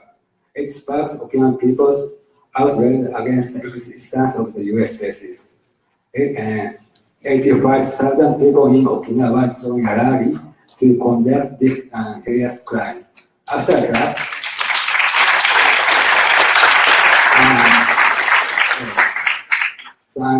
that, to ease Okinawan people's outrage, the US and Japanese governments announced the return or closure of the Tenma base, which is one of the large US Marine bases in Okinawa and located in highly residential area. The plan, however, has one condition: a building of new huge US Marine base on offshore Henoko, also located in Okinawa, as a replacement facilities. And since the announcement of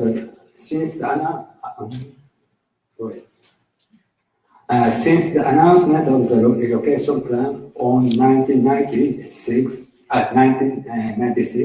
Okinawan people have resisted it in many forms, demanding immediate and unconditional closure of the Tenma base and cancellation of the construction plan of the another base in Okinawa. People ever protest implementation of the environmental assessment and boring survey as the process towards actual construction of the new base. The struggle has become island-wide, and an anti-base candidate won the election of the local governor on 2014.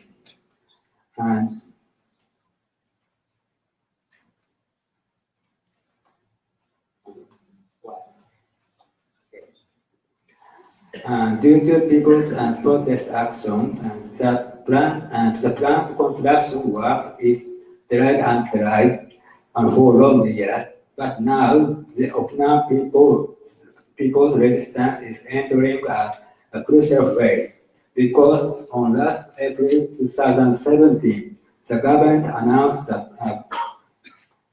the government launched a building of seawall around the planned construction site as a step for the reclamation of the sea, even though it is just an initial step, and there are so many steps for actual reclamation. Now in Henoko, protests and action to stop it are being carried out on land and sea every day. This one. Sitting protest in front of the gate of the US Marine Camp Swab, which is the entering gate for the construction works, already reached over 1,000 days since July 2014. Not only people in Okinawa, but also people from different parts of Japan come to Henoko to join the daily protest. I would like to ask your attention and solidarity to this important struggle in Okinawa. And another issue that I want to mention is the struggle against massive consolidation of the US Marine base in Iwakuni, which is located in the western part of Japan. The US and Japanese government plan to transfer 61 fighters from other US bases in Japan to Iwakuni within this year, 2017. Due to the transfer plan, the Iwakuni base will become the largest US Marine base in East Asia. Thus, 130 fighters are deployed. The US also deployed 16 F-35 fighters there in this year. They already deployed. It was the first deployment of the US stress fighters outside the US. In relation with transferring of the fighters, a huge US military housing complex is also building outside the base now. When transferring plan is completed, around 10,000 US soldiers and their families will live in Iwakuni City with population of 135,000.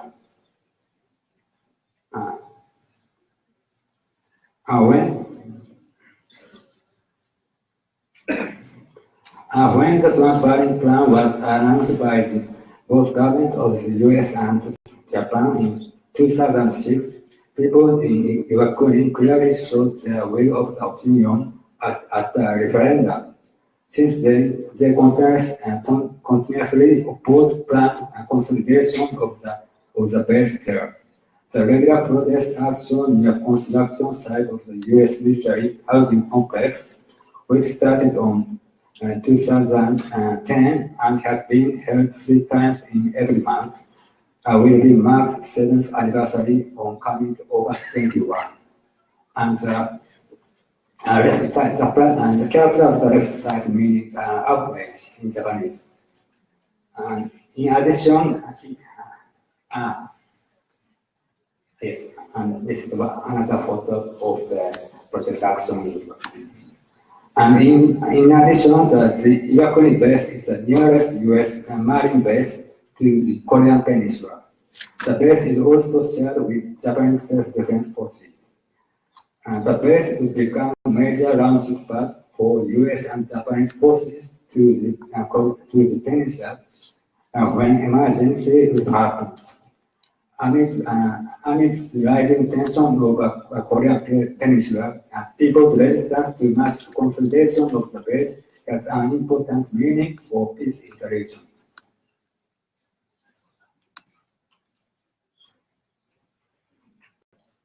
And I want to mention about the US-Japanese war against the DPRK. The US Trump administration are increasing militarization or war crisis over a Korean Peninsula now. Following the US, Japan's Abe administration is also increasing racist propaganda against the DPRK. In this situation, it is very urgent task for anti-war and anti-base movement in Japan to oppose the US-Japanese imperialist warmongering against the DPRK. As previous speakers mentioned, we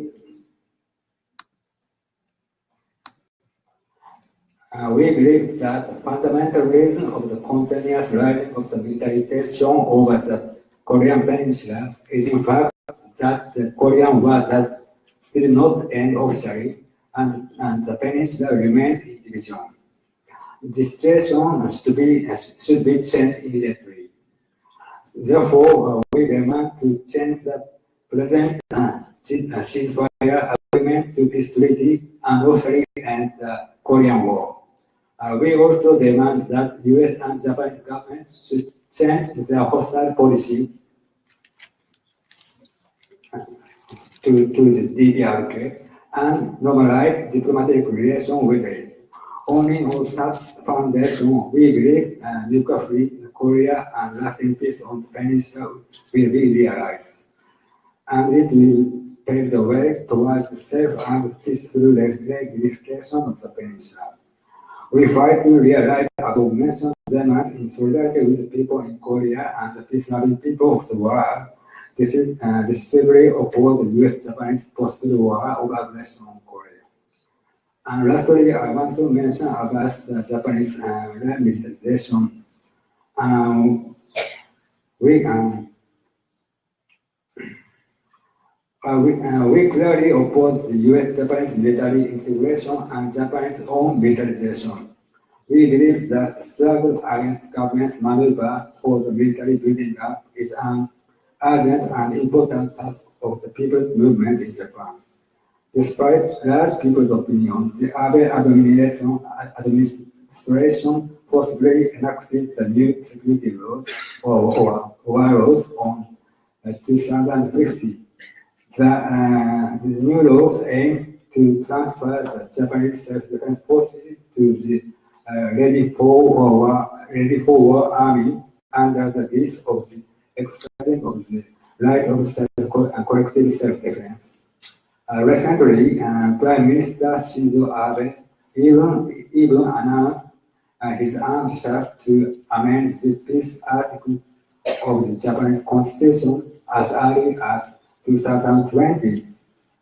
Huge economic interest of Japanese monopoly capitalists in Asia and the world is in the backdrop of this Japan's ruling class military moves.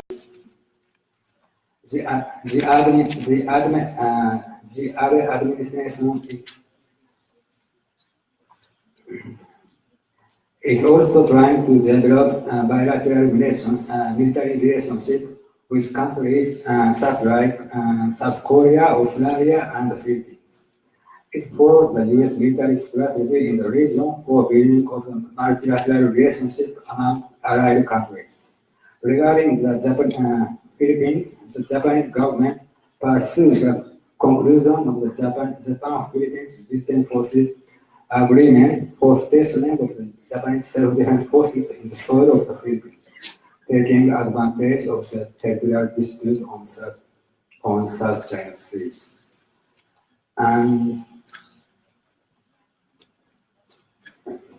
And coincide with those military moves, the other administration also tried to justify and glorify the past Japan's colonization, occupation, and wars of aggression on Asia.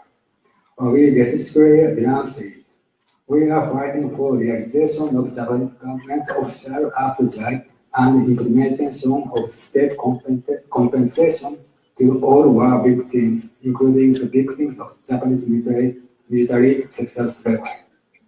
And we LWC Japan is fighting against consolidating US-Japan military alliance and the recent Japanese imperialist militarization, and demanding all the US troops out of Asia and the rest of the world. Now is the time to develop, we believe that now is the time to develop people's resistance to wars of aggression, military bases, and rising fascism and racism. Shall we build and expand our solidarity against imperialism and for people's world? Thank you very much.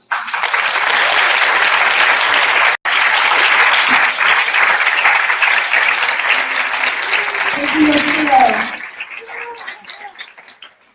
Before we move on to our cultural break, I want to give one more round of applause for our first panel, this first part of the third panel.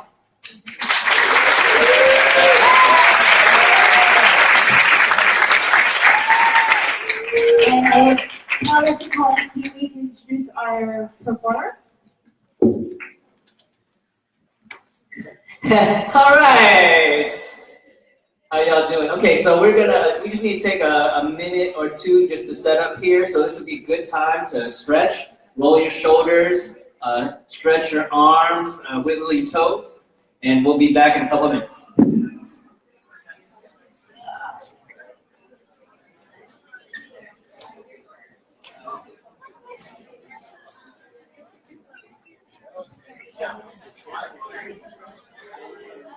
So you're wrapping. Oh, thank you. Thank you so much. Yes, fire. Thank you. You brought the energy on a whole other Yeah. level.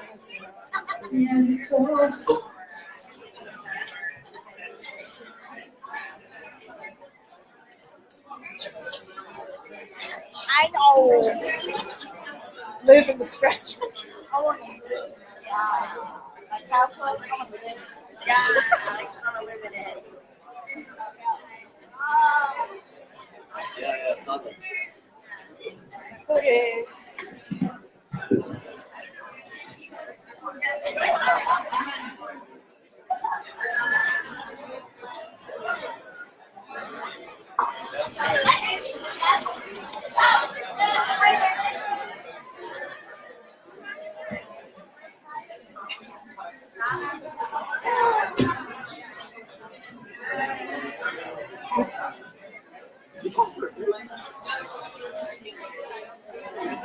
When you say stretch, it feels like a break. Hello, everybody. We're not really having a coffee break, so don't leave the room. It's just a stretch break, and we'll have a performance, and we'll continue with the panel on geographic struggles. Okay, so don't go away unless you really have to use the restroom.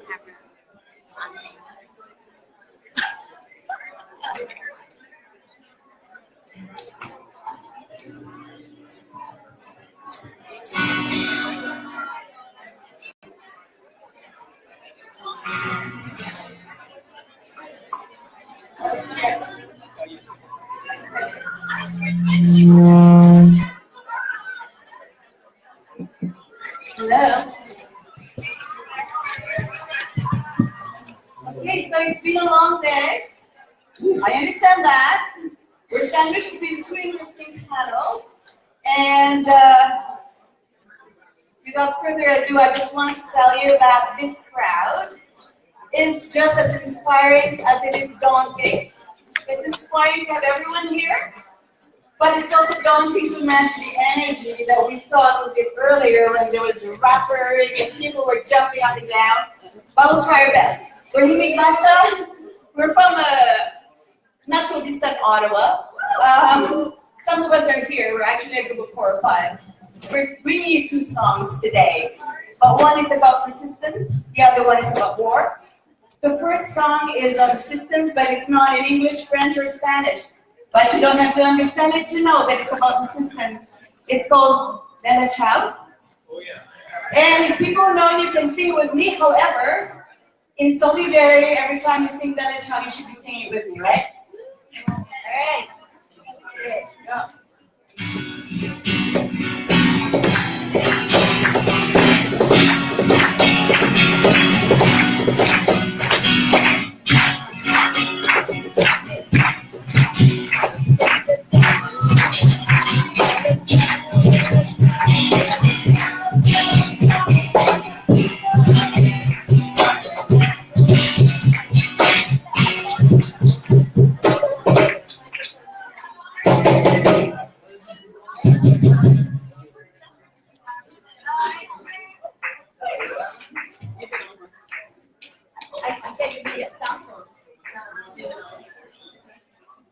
Check.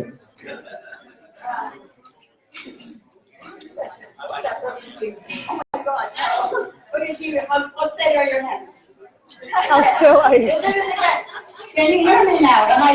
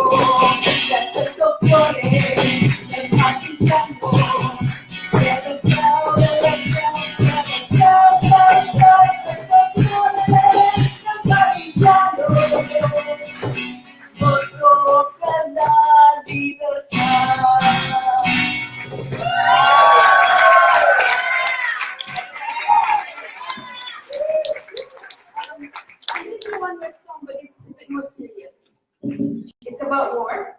It's actually composed by a migrant worker, lagi abang sa effect. It's called Oh God When. It talks about the impact, the horrors, the main causes of war. It's called Oh God When. That's right.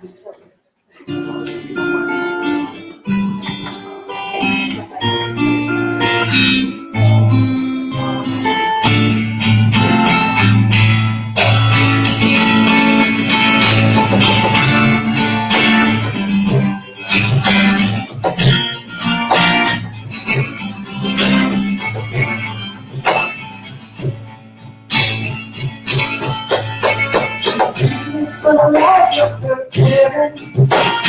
Here's for the lives of the parent. She comes when she feels the pain, the distance of God, and for this world to remain. Spoken so in the my favorite, Christ inside of her breast. The planets detached from the body, oh God, into this world from today. Don't know visions around her, what's of a candle to see. The son of a mother is dying for them, oh God, into this world from today.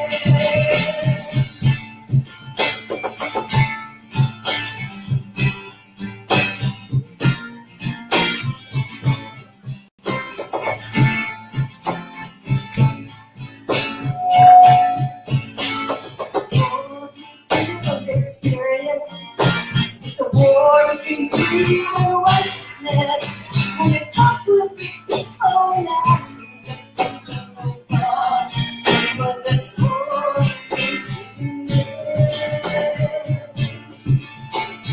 strong as she was, she stands on her feet, knowing that hope is broken and the song is just out with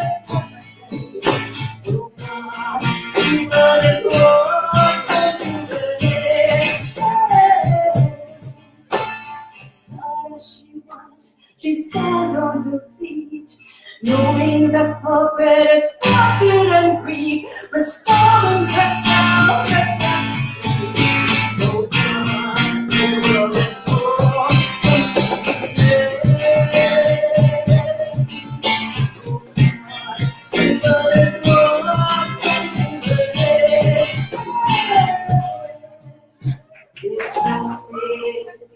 this world come to an end.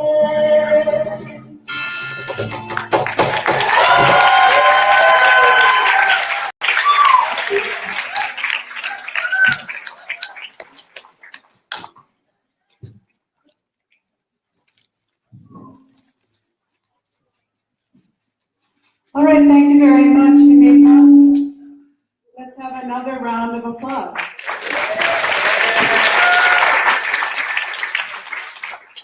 So I'm your last MC today, and we're going to continue with the same panel.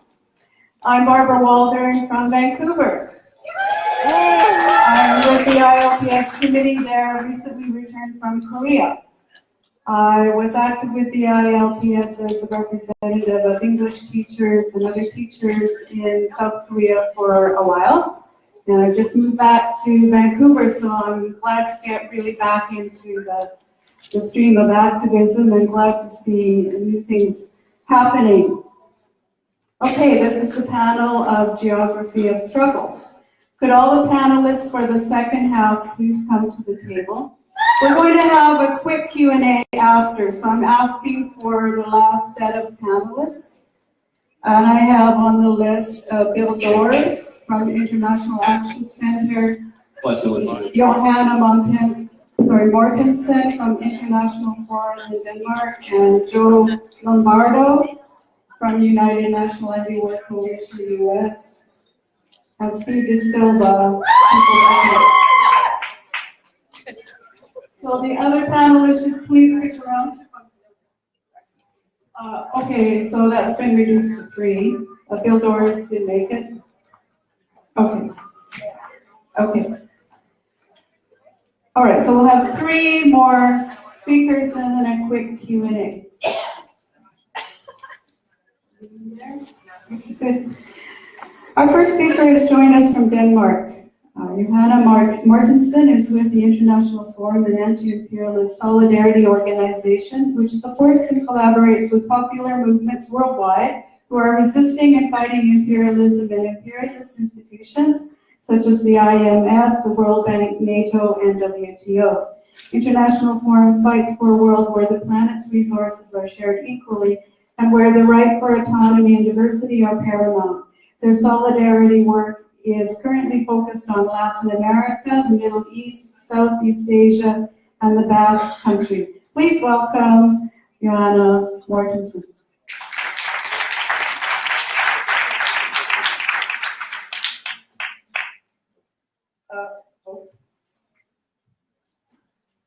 Hello?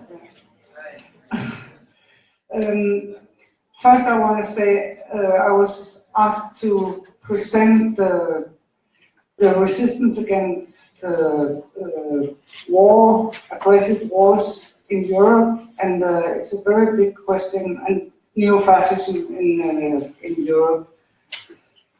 Because Europe is a continent of many different countries with great differences when it comes to history, to political traditions and living conditions. Therefore, it wouldn't be fair generalizing too much speaking about Europe. However, what most European countries do have in common is a drastic political turn to the right since the 1980s, as well as a growing repression, starting in the Thatcher-Reagan period in the 80s. When the Cold War ended after the collapse of the Soviet Union, 1991, Western political leaders concluded that capitalism had proved its superiority to communism, and the door was wide open to speed up neoliberal capitalist economics in Europe. And this was a tough time for the Western European left-wing parties and movements. They had been quite strong for a couple of decades, but now they were busy defending themselves against fierce political accusations from the right wings of having played the role of puppets of the Soviet Union. Since then, many socialists and communists have changed their opinion radically and have become much more moderate progressives, primarily aiming for seats in the national parliament. EU is an institution built to benefit the interest of European ruling class and all the big corporations operating in Europe. One way for Brussels to succeed in this is to play the peoples of Europe out against each other. An example is the so-called free flow of working forces. This means that European employers by law are free to hire workers from any European country without negotiating agreements with their own local trade unions. Result, the workers with the best agreements are losing their jobs to workers who don't know about labor agreements in the country they are working in.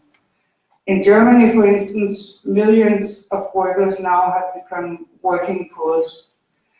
And not only Germany, of course, but as Germany is the richest and most powerful country of the EU, I mentioned that. Yes. The fact that millions of Europeans are now facing a life in poverty is an important reason that the popular revolt against the EU is growing stronger in many countries. Unfortunately, it hasn't been left-wing movements representing the most powerful resistance against the EU system. On the contrary, right-wing nationalist movements and some smaller semi-fascist and neo-Nazi organizations mostly represent the resistance. In Poland and Hungary, extreme right-wing nationalist parties even are in political power now. It seems, though, that the population of both Poland and Hungary are more or less cut into halves of pro and contra, because there is also a broad and active resistance against the nationalists. Ladies seen in Poland where people went into the streets for days after days. In the Scandinavian countries, the nationalist right-wing movements slowly have been growing to be quite powerful during the last decades. Though politically more moderate than their companions in some of the Eastern European countries, the Scandinavian nationalists have been quite clever at making people believe that the refugees, the immigrants, and the migrant workers are our main enemy, and that Muslims living in our countries are the roots of all evil. They are deliberately ignoring the fact that the real threat is the neoliberalist policies imposed on us. As I have mentioned before, the European left hasn't been able to stand up against neoliberalism at all. Most of the former socialist and communist parties have turned into what the American professor of sociology, James Petras, calls the non-leftist left. Many of these parties have given up their original ideas of class struggle and fundamental changes of society. Now they are speaking more about dignity of the people than about revolution. About the anti-war movements. In Western Europe, the anti-war movements grew quite strong in the 1980s, and in most countries there would be big demonstrations against NATO, requesting removal of all nuclear weapons in Europe. After the end of the Cold War, the popular protests against NATO seems to die out.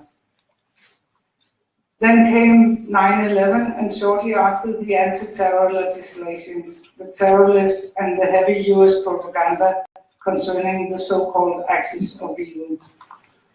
When Washington in 2002 first introduced the idea of invading Iraq in the UN, claiming that Iraq had almost finished its production of nuclear weapons and therefore was a threat to the so-called Western democracies, only some of the EU countries supported the idea of invading Iraq.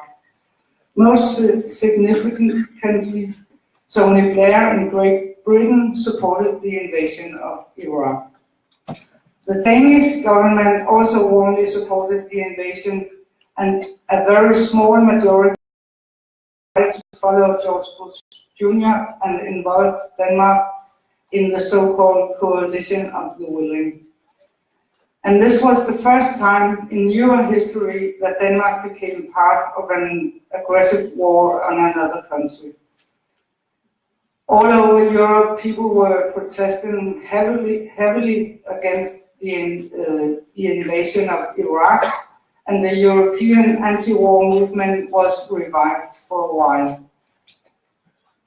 The majority of the Danish people was strongly against the US-led war on Iraq, knowing that the politicians and the generals were lying about the background of the invasion. In all the bigger cities of Denmark, towns, we saw thousands of people going into the streets protesting against our politicians' decision.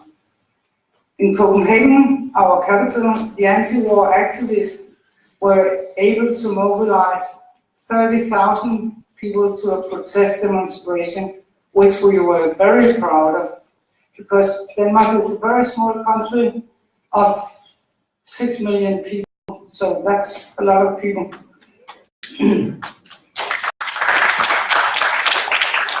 However, the Danish politicians didn't care much about public opinion and went on with their war plans. It turned out that one reason for Denmark to follow the US war on Iraq was that the Danish Prime Minister at the time, Anders Fogh Rasmussen, had private ambitions of being the new General Secretary of NATO. So of course he had to obey any US president. To get the job, he also sold out the Kurds by closing down and criminalizing the Kurdish TV station, which was very important for the Kurdish people, Rus TV station in Denmark. This was a request from Turkey before accepting him as the new General Secretary of NATO.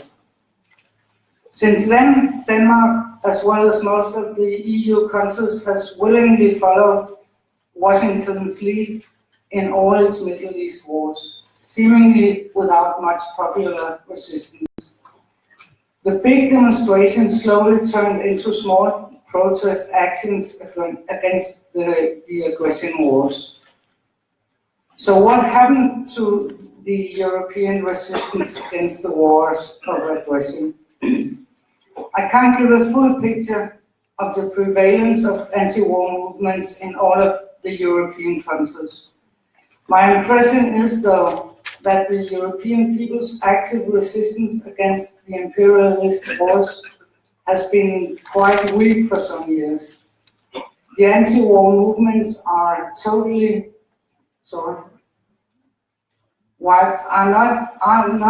totally wiped out, but they have become very small. There are several explanations to this. One is the fact that the huge popular protests all over Europe in 2003 were not able to stop the imperialist war on Iraq. This was a big disappointment to many, and most people gave up their active resistance against the wars. The European peoples are withheld the truth about what is going on. The politicians and the main medias have been lying all the way about the outcome of the wars in every aspect. The anti-terror legislations are being used as a warning to everybody who opposes Brussels and the national ruling classes. Most European parliaments have given intelligence services extended rights to survey any person whom they might consider potential danger to society. Moreover, the intelligence services operations are out of political control. The anti-war movements in Europe are in need of a united left-wing leadership to mobilize and coordinate their resistance activities. But now, though, it seems that there is a growing popular resistance against NATO again. Because once again, the European find ourselves in the middle of a potential quite dangerous situation. During the last few years, Brussels has been escalating a conflict between the EU and US on the one side and Russia on the other side. And this is to a point that brings our memory back to the Cold War. Right now, Russia is encircled with NATO and US bases, ships, missile installations, cyber war centers, and copy outposts, and troop exercises from the Baltics to Ukraine, Georgia, and beyond. And I may add that a few weeks ago, to show their muscles, Russian and Chinese military ships were exercising in the Baltic Sea, which is, well, people are getting quite afraid about this situation. As part of the ongoing and escalating conflict between NATO and Russia, Sweden is going to be the host of 20,000 soldiers from USA, France, Finland, Norway, Denmark, Lithuania, and Estonia to carry out a 3-week military exercise all across Sweden this coming September. They call it the exercise Aurora 17. And therefore big public demonstrations are being arranged against Aurora in the Swedish city of Gothenburg. The plan is to gather as many Europeans as possible in Gothenburg for 3 weeks of protests against the NATO warmongers. The 3 days of protest will end up with a running or walking race for Palestine.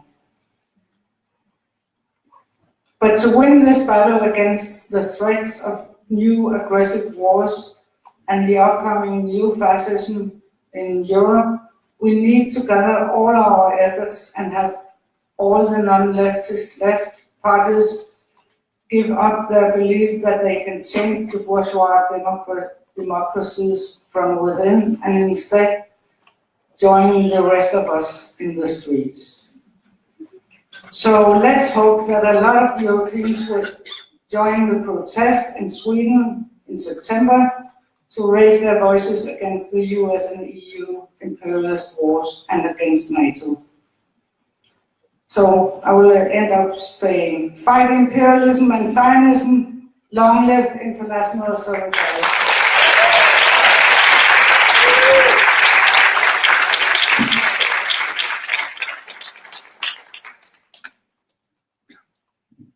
Thank you very much, Joanna. Just before we continue, speakers, we have a little business. La traducción se terminó para hoy. Mañana comenzará a las 9 de la mañana. La traducción simultánea se termina a 18h. Ça recommencera à 9h de la matin.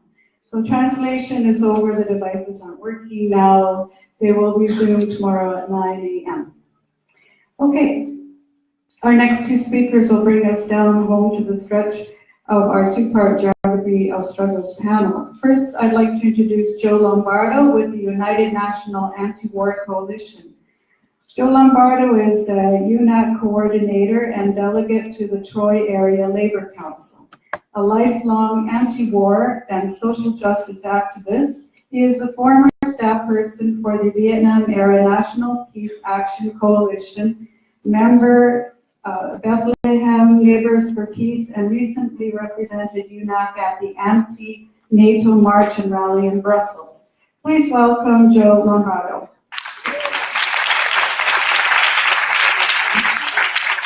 Thank you all. I want to bring you greetings from UNAC. Last month we held our national conference in Richmond, Virginia, which was a new thing for us to do a conference in the US South, which is an area where there's been a lot of struggle happening lately, but it's away from some of the major metropolitan areas where we've traditionally organized, and it was a very important political conference.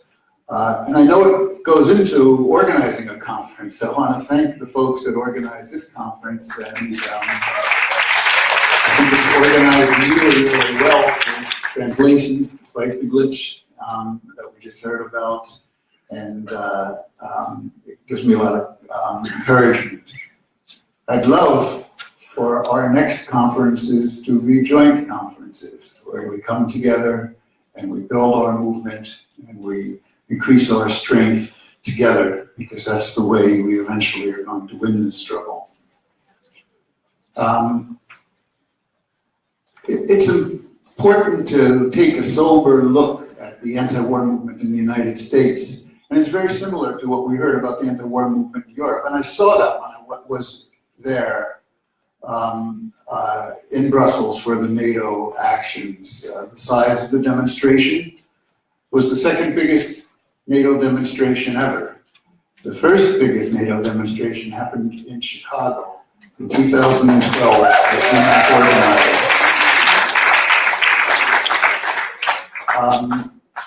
But we need to organize bigger actions. It was interesting being there, and I spoke at 2 conferences that were anti-NATO conferences that were there. It was unfortunate that there were 2 conferences. There should have been 1 conference. And there was 1 rally. People did get together for the one particular rally that took place there. And I could see there was the same problems there that we have in the U.S. anti-war movement. The U.S. anti-war movement is at a low point. If we're going to build this movement, we have to recognize that and try to understand the reasons why. In the United States, we can't build a mass demonstration today in the way we did in the past. People remember 2003, not all of you remember 2003, which is great that there's a lot of youth here that might not remember 2003. But in 2003, before the US entered the Iraq War, we came out in numbers that we never have before, all over the world. They tried to stop us in New York. They said you could have a march, but you can't have a rally, or you could have a rally, but you can't have a march. But despite that, hundreds of thousands of people showed up in New York. I came down on a train from Albany, New York, where I live, which is about 150 miles north of New York City. This train was organized by the labor movement. Every person on that train was a member of organized labor, which is at a very low point in the United States. But that was a very important thing. There were demonstrations in cities all throughout the United States, and on every continent of the world. There were 1 million people in London, and 1 million people in Rome, and there were 1 million people in Tokyo. Thursday, February 15th. February 15th. There were even, for the first time, demonstrations on the continent of Antarctica. Every person, every human being, and I don't know, maybe some other animals protested against the building up of the US war in Antarctica. There were 2 places where human beings were. One was right at the pole, and the other was on the shelf where there were research stations, and every single one of them came out. And one, they formed a peace symbol with their bodies and took a picture from above, and they protested. And the next day, Bush was asked, well, what do you think of this? And he said, well, it's an interesting focus group, he said. And I understood there was going to be a problem in the anti-war movement, because I had lived through the Vietnam War movement, where masses of people came out over and over again. We had a massive movement on every campus, all throughout the country. It became part of the culture to protest Vietnam, the youth culture. It was in the music, it was on the streets, it was in the clothing that we wore. It was a huge movement that took place, and I understood it was going to be more difficult to do that. And I think the reason is because world capitalism, and US capitalism in particular, was in a more difficult place. They could not end wars anymore. Wars are necessary. Wars are necessary to Washington and Wall Street these days, because they are in trouble. If you look at the gross domestic product in the United States, it's a very interesting thing, because it's supposed to be a measure of the goods and services produced in the United States or in any other country. Almost 50% of the gross domestic product in the United States has nothing to do today with the production of goods and services. It has to do with profit made from manipulation of money and wealth and stock markets and new kind of instruments they do for stock markets for making money that nobody else understands or could do. The economy is based upon one bubble after the other, the housing bubble, the electronics bubble. The entire stock market's a bubble, and it's going to burst at some point. And they need to get the cheap labor. They need to move the industry from the United States. They need to get the cheap labor. They need to get the resources and the oil. And they need to have totally cooperative governments all over the world, total domination by US imperialism. And that's why there's war. That's why they go into one country after the other. There's no longer one country like Vietnam or one country after the other. And today we're fighting against what the US is doing in Syria. And the next day we're fighting against what the US is doing in Yemen, or what the US is dropping its mother of all bombs on Afghanistan. And we've got to be really clear that we're going to need to be out in the streets very, very soon. They didn't like what I was saying.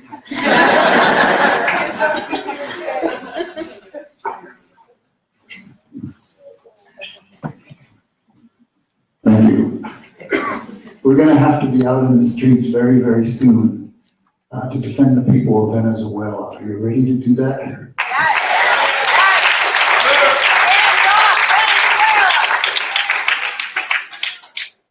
One of the reasons that it's difficult to build an anti-war movement today, there's many. The anti-war movement has not been independent in the United States in the past. And so when Barack Obama came in and the Republicans left, the old anti-war coalition dissolved. It let go of its staff. It gave up its phones. It gave up its office. It's one of the reasons that UNAC was formed, because we knew we needed to keep up an anti-war movement, because imperialism had not died. Regardless of what face the ruling class in the United States puts up in front of its TV screens, imperialism did not die, and we needed to fight it. So UNAC was formed. But in the United States, and I believe everywhere these days, they use the most sophisticated forms of propaganda that you could imagine. They've succeeded in dividing the movement. They've succeeded in getting people to believe what they're doing in Syria is for the good of the people of Syria. They have convinced people that everything they do is for humanitarian reasons, and a huge group of the so-called left agrees with that. But more and more it's being exposed, and more people are coming together that understand what happened in Libya was wrong, understand what's going on in Syria, look at Ukraine in a different light, look what's going on with Russia and North Korea. And these are two places that the propaganda machine in the United States, more than any other right now, are spewing their filth to the American people and confusing the American people. We heard some great folks talk about what's going on in North Korea, the Korean Peninsula right now. But you got to think about it. The American people believe that it's a threat. Korea is a threat to the United States. They set off missiles. They have a right to set off missiles. Why don't they have a right to set off missiles? The United States does it all the time. They look at this man in North Korea, and he has what Americans think is a funny haircut, and he has a different culture, and because of the ingrained racism in the people in the United States, they say, you see the threat. He's a threat to us. He must do something. But let me tell you about Korea and North Korea. How many times since the Korean War do you think North Korea has attacked another country? Let me give you a hint. It's 0. How many times has the United States attacked? Who has what to fear of whom? I can't give you the count. I don't have enough fingers if I'm using those for how many times.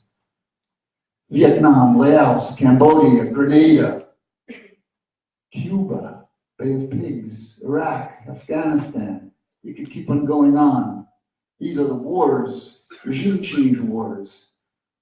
There's other ways they've attacked, with sanctions, with coups. They went into Haiti and took the democratically elected president of Haiti. They sent in a military squad. They plucked him out of his house. They flew him to Africa. They dropped him off in the middle of Africa and put in their own right-wing machine that's going to support Wall Street in Washington. And they say Russia interferes into our country, into the United States. You know, Margaret mentioned this, and I stole something from Margaret. She did an article where she published some stuff, and I have it here. Here's Time magazine. Russia wants to undermine faith in the U.S. elections. Don't fall for it. And there's an evil-looking Putin. Pictures speak 1,000 words. It's propaganda right there. Let me show you another Time magazine from the 1990s. Yanks to the rest there, that's Putin there, carrying an American flag and a happy-go-lucky face. Yeltsin. No, that's Yeltsin. Right? Yanks to the rescue. The secret story of how American advisors helped Yeltsin win. I have seen no proof that Russia interfered into the US elections. But US brags about how they did it in the Russian elections. As was said, we're surrounding Russia.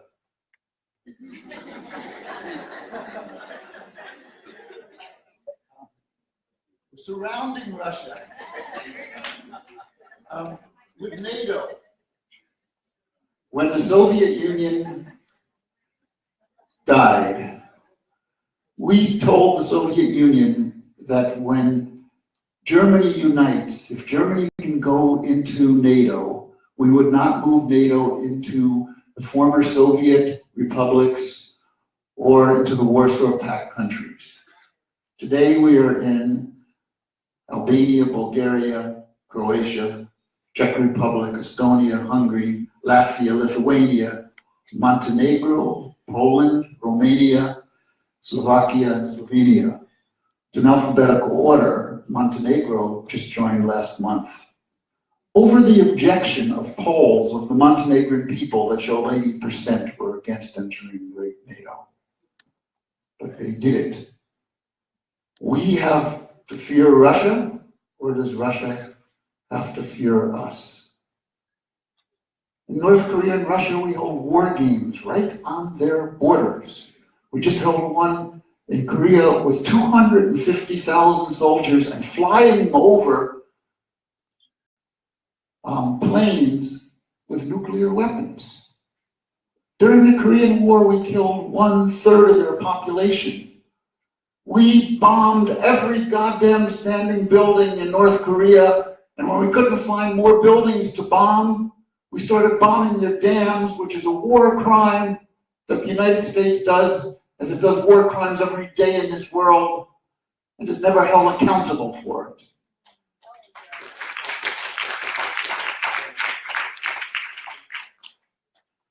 Well, today there are people in the United States, yes, the anti-war movement's in the low period, but there's many, many reasons. We're being attacked on many, many fronts. Our communities are being attacked. Black communities are being attacked. Immigrants are being attacked. Unions are being attacked. Women are being attacked. Muslims are being attacked. You know, in the United States, the government sends FBI sends spies into the mosques, and they try to set people up so they can arrest them.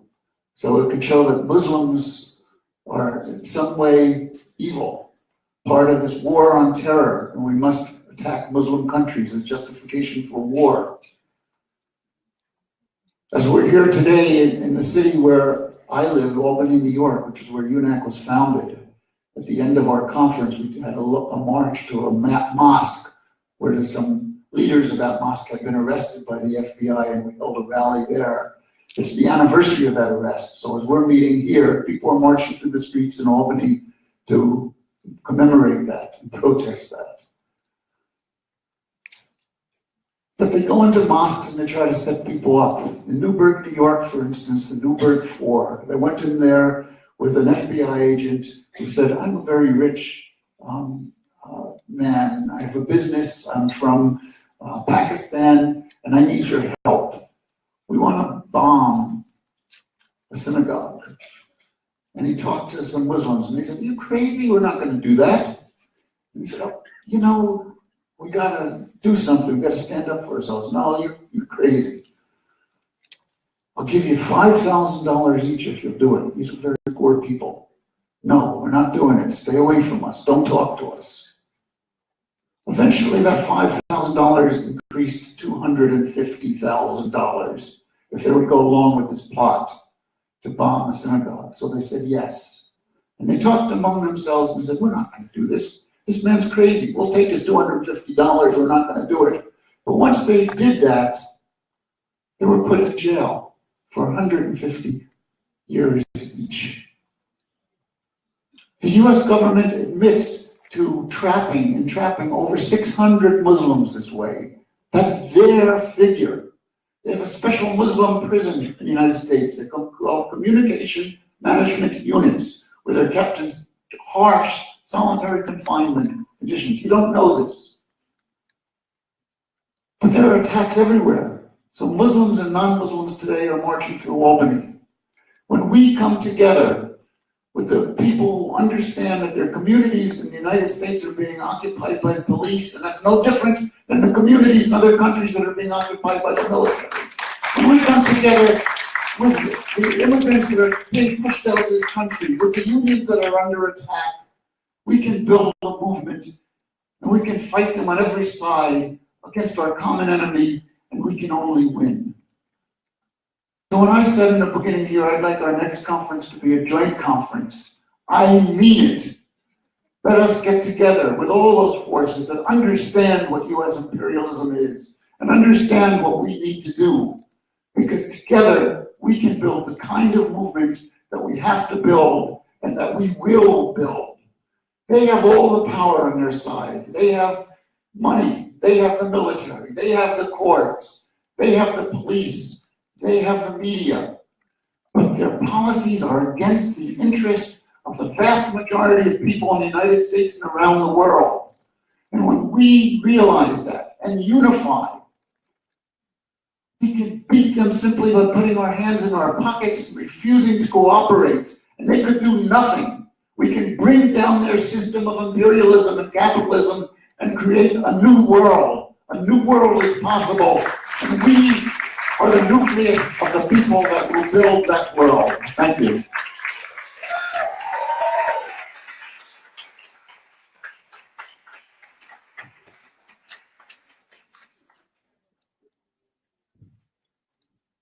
Thank you for those encouraging and wise words, Joe. To close our panel, we end close to home here in Canada with our final speaker, a brave and very patient man, Steve Da Silva. Steve is the co-founder and former editor of Basics Community News Service, which was founded in 2007. Basics was a founding member of ILPS Canada in 2012. He is currently a leading organizer in People's Defense, a Scarborough-based organization organizing residents against landlords. Please welcome Steve Da Silva. Okay, comrades. Just one more to go. Just one more. Let's start like this. Imperialismo! Capitalismo! Colonialismo! These are the three beasts, or the three faces of the one beast that we have to fight here in Canada. And what conveners, the ILPS conveners of this conference have asked me to speak to, for the sake of comrades, our international comrades who may not be familiar with the long history of crimes that this country has and is committing. But I'd like to begin first by addressing some of the main features of the developing global conjuncture so that we can situate the conditions for struggle in this country in relation to where things are trending in the world and what array of the popular classes may be assembled to actually fight and overthrow imperialism. First, we have to remember the global ecological crisis. There exists now virtually universal consensus in the scientific community that catastrophic ecological changes are inevitable and are already well underway.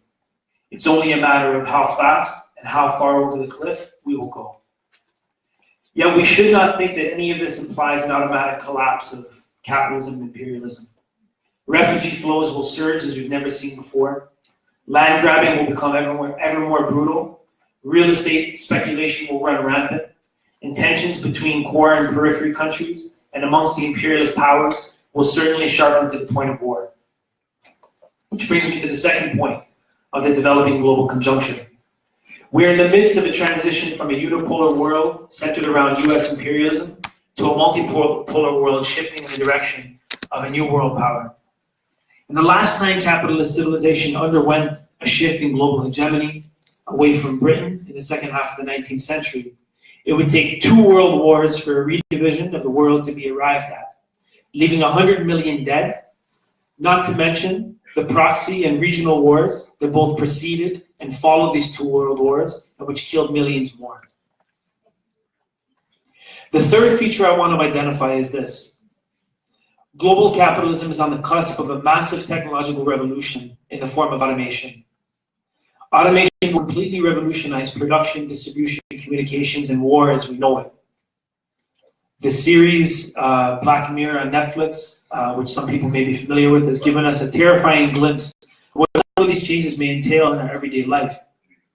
And while some naively see in this the possibility of a world of plenty and a world without work, fantasies aside, the laws of capital accumulation can only guarantee a mass exodus of humanity from the formal labor force and into the growing ranks of the surplus populations that are swelling the global slums. I don't think Black Mirror has made that particular episode yet, but we'll be waiting in the next season. Now, the global economy is fundamentally stagnant. This means that the productive capacity of the global capitalist system far exceeds the capacity of the global market to absorb the product that it is capable of putting out, hence financialization.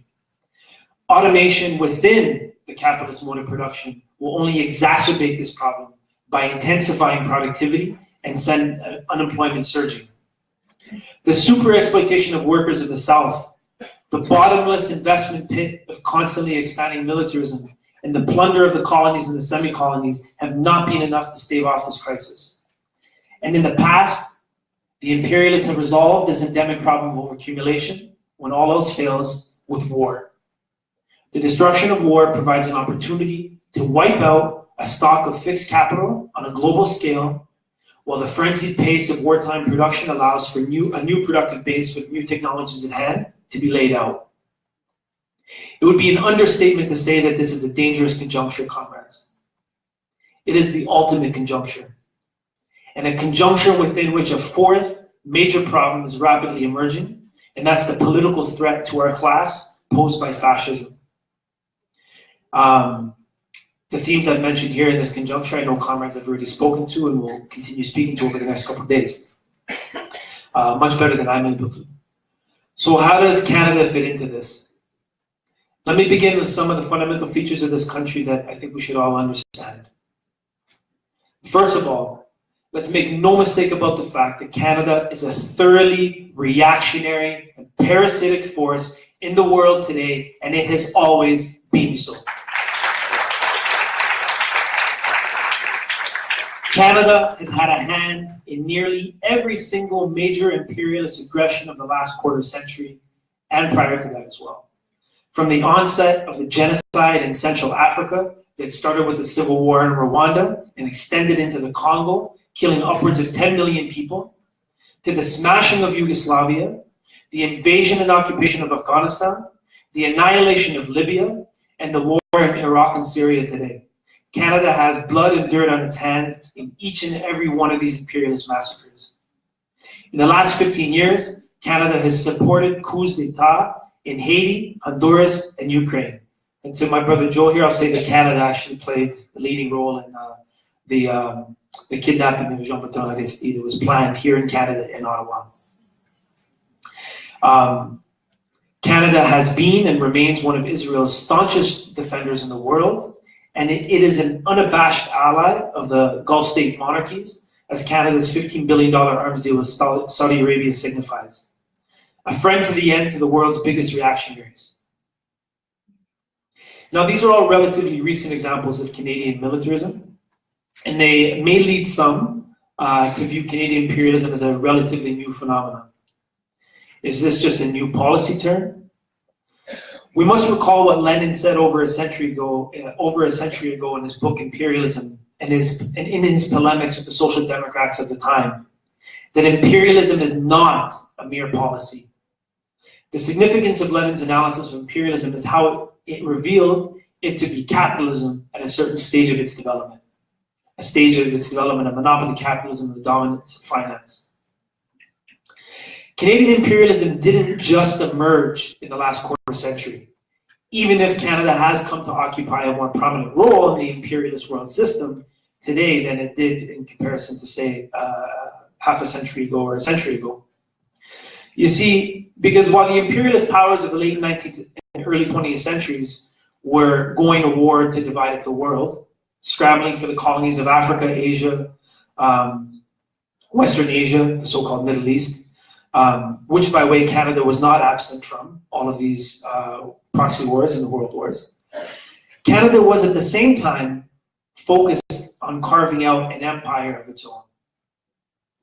However, unlike the other imperialist powers, Canada's colonies were conveniently located within the bounds of a single contiguous border.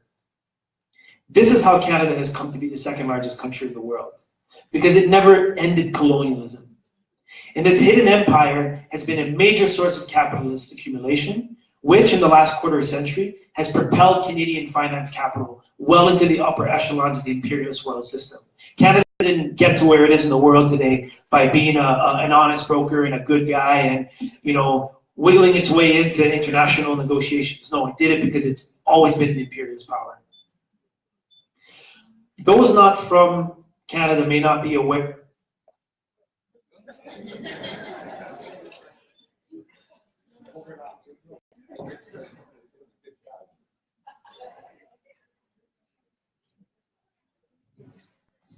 Those not from Canada may not be aware that right now in this country, the federal government is investing a significant amount of PR resources into appearing to reconcile its genocidal past with Indigenous peoples.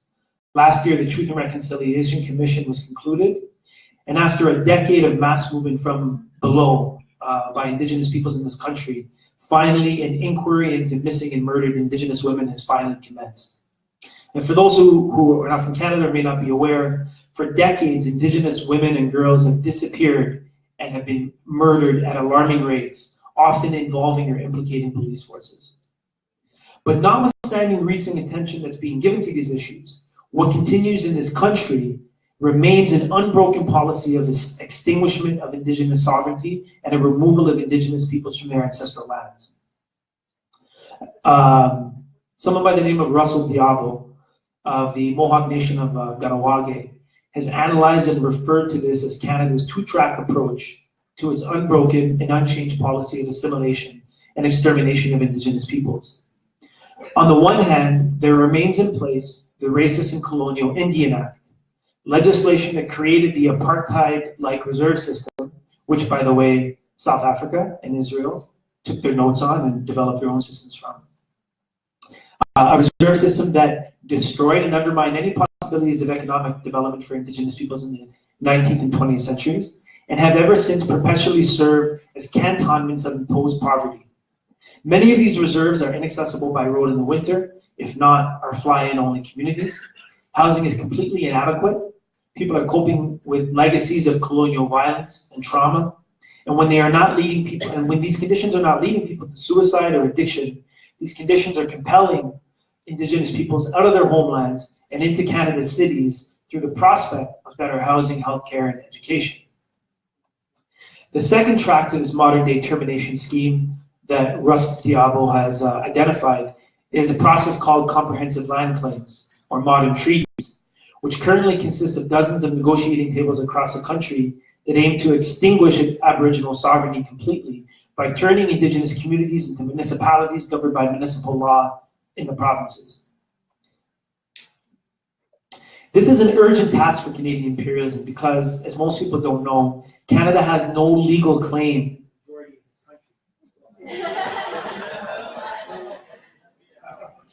The majority of lands in this country are unceded territories, never conquered by military campaigns, never signed away, just inundated with settlers with deeds given to them by some royal government from overseas. It's like, you guys know that Trevor Noah skit where the British officer arrives in India and he's like, the British Empire is here, and the Indian farmer, the peasant's like, what are you talking about? Who the hell is Britain? It's kind of like that.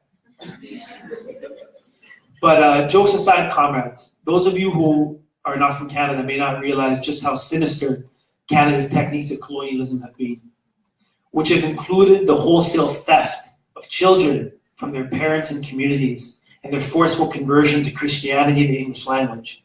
This was known as residential schooling, in which children were beaten, indoctrinated, often sexually assaulted, worked as slaves, and often killed in significant proportions in the process. Now, 1 or 2 generations after the closures of these schools, we see that these policies are continuing by other means in the form of mass incarceration of indigenous peoples, child apprehension by other means in the form of the foster care system, missing and murdered indigenous people, and an epidemic of addiction affecting many of those trying to survive this genocide. Now, if these facts were not enough to convince you of Russ Diablo's thesis that Canada's extermination plan is as alive and well as it has ever been, then maybe you would prefer to hear this plan directly from Canada's leading counterinsurgency thinker. Douglas Bland of Canada's Armed Forces published a report for the Macdonald-Laurier Institute a few years back, which is a Canadian think tank, where he proposed virtually identical policies of assimilation and extermination.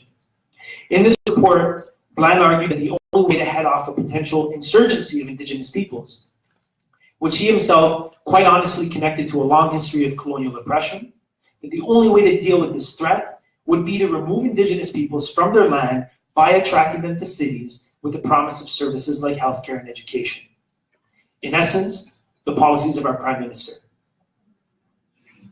So you see, comrades, Canada's emergence as a bellicose and militarist country on a world scale, arming reactionary monarchs, deposing and kidnapping democratically elected leaders, popular leaders, bombing nations into oblivion.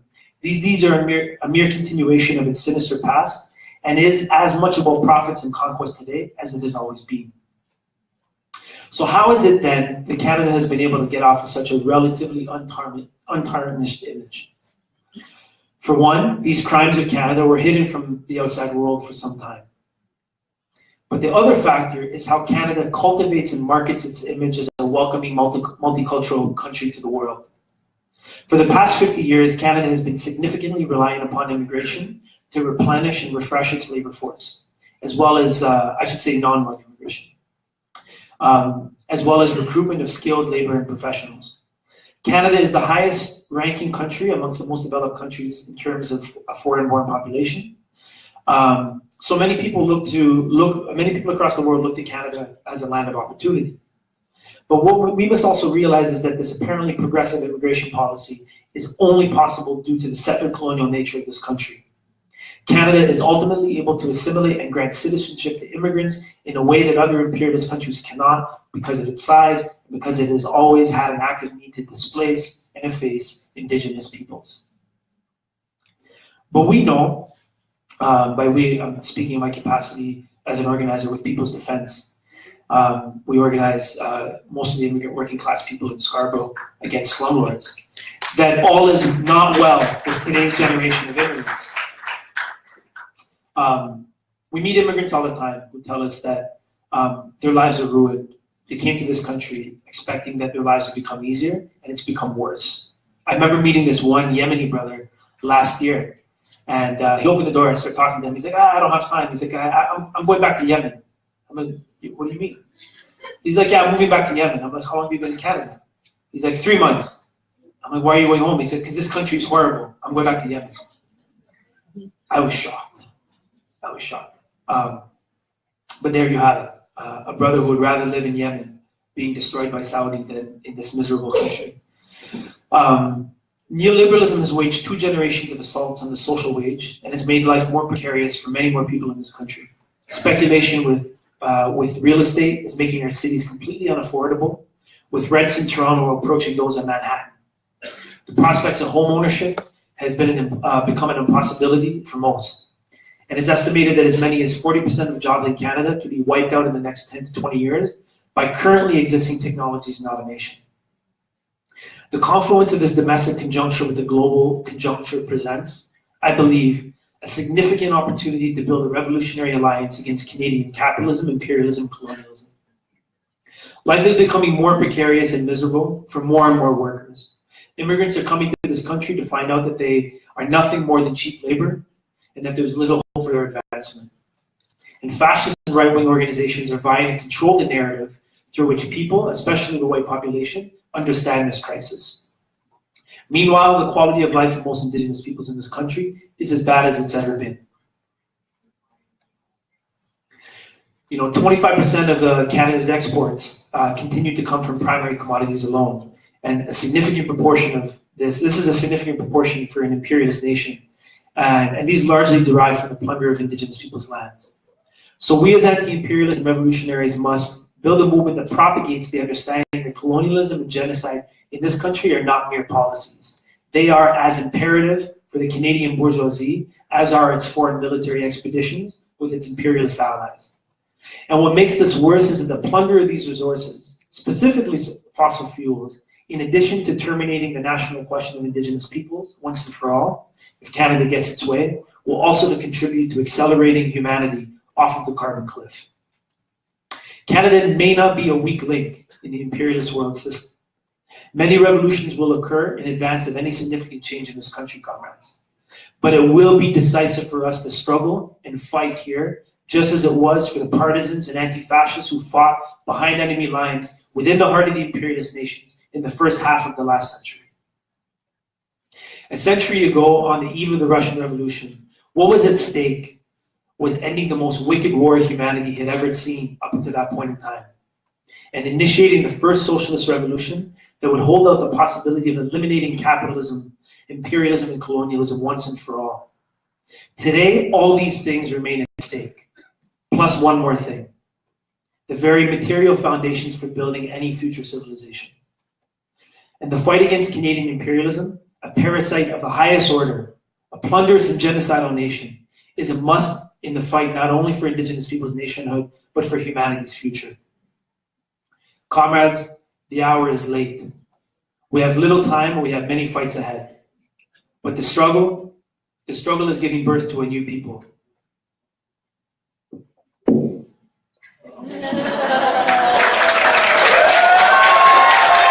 A new people who are showing us the way. And a new people that we must all become. And to conclude in People's Defense, we do this thing that, from inspiration from our Kasamas in the Philippines, we do this thing where we say, we unite. And when I say let's move, we all clap, all right? So, for the new people that we must become, we unite. Let's move.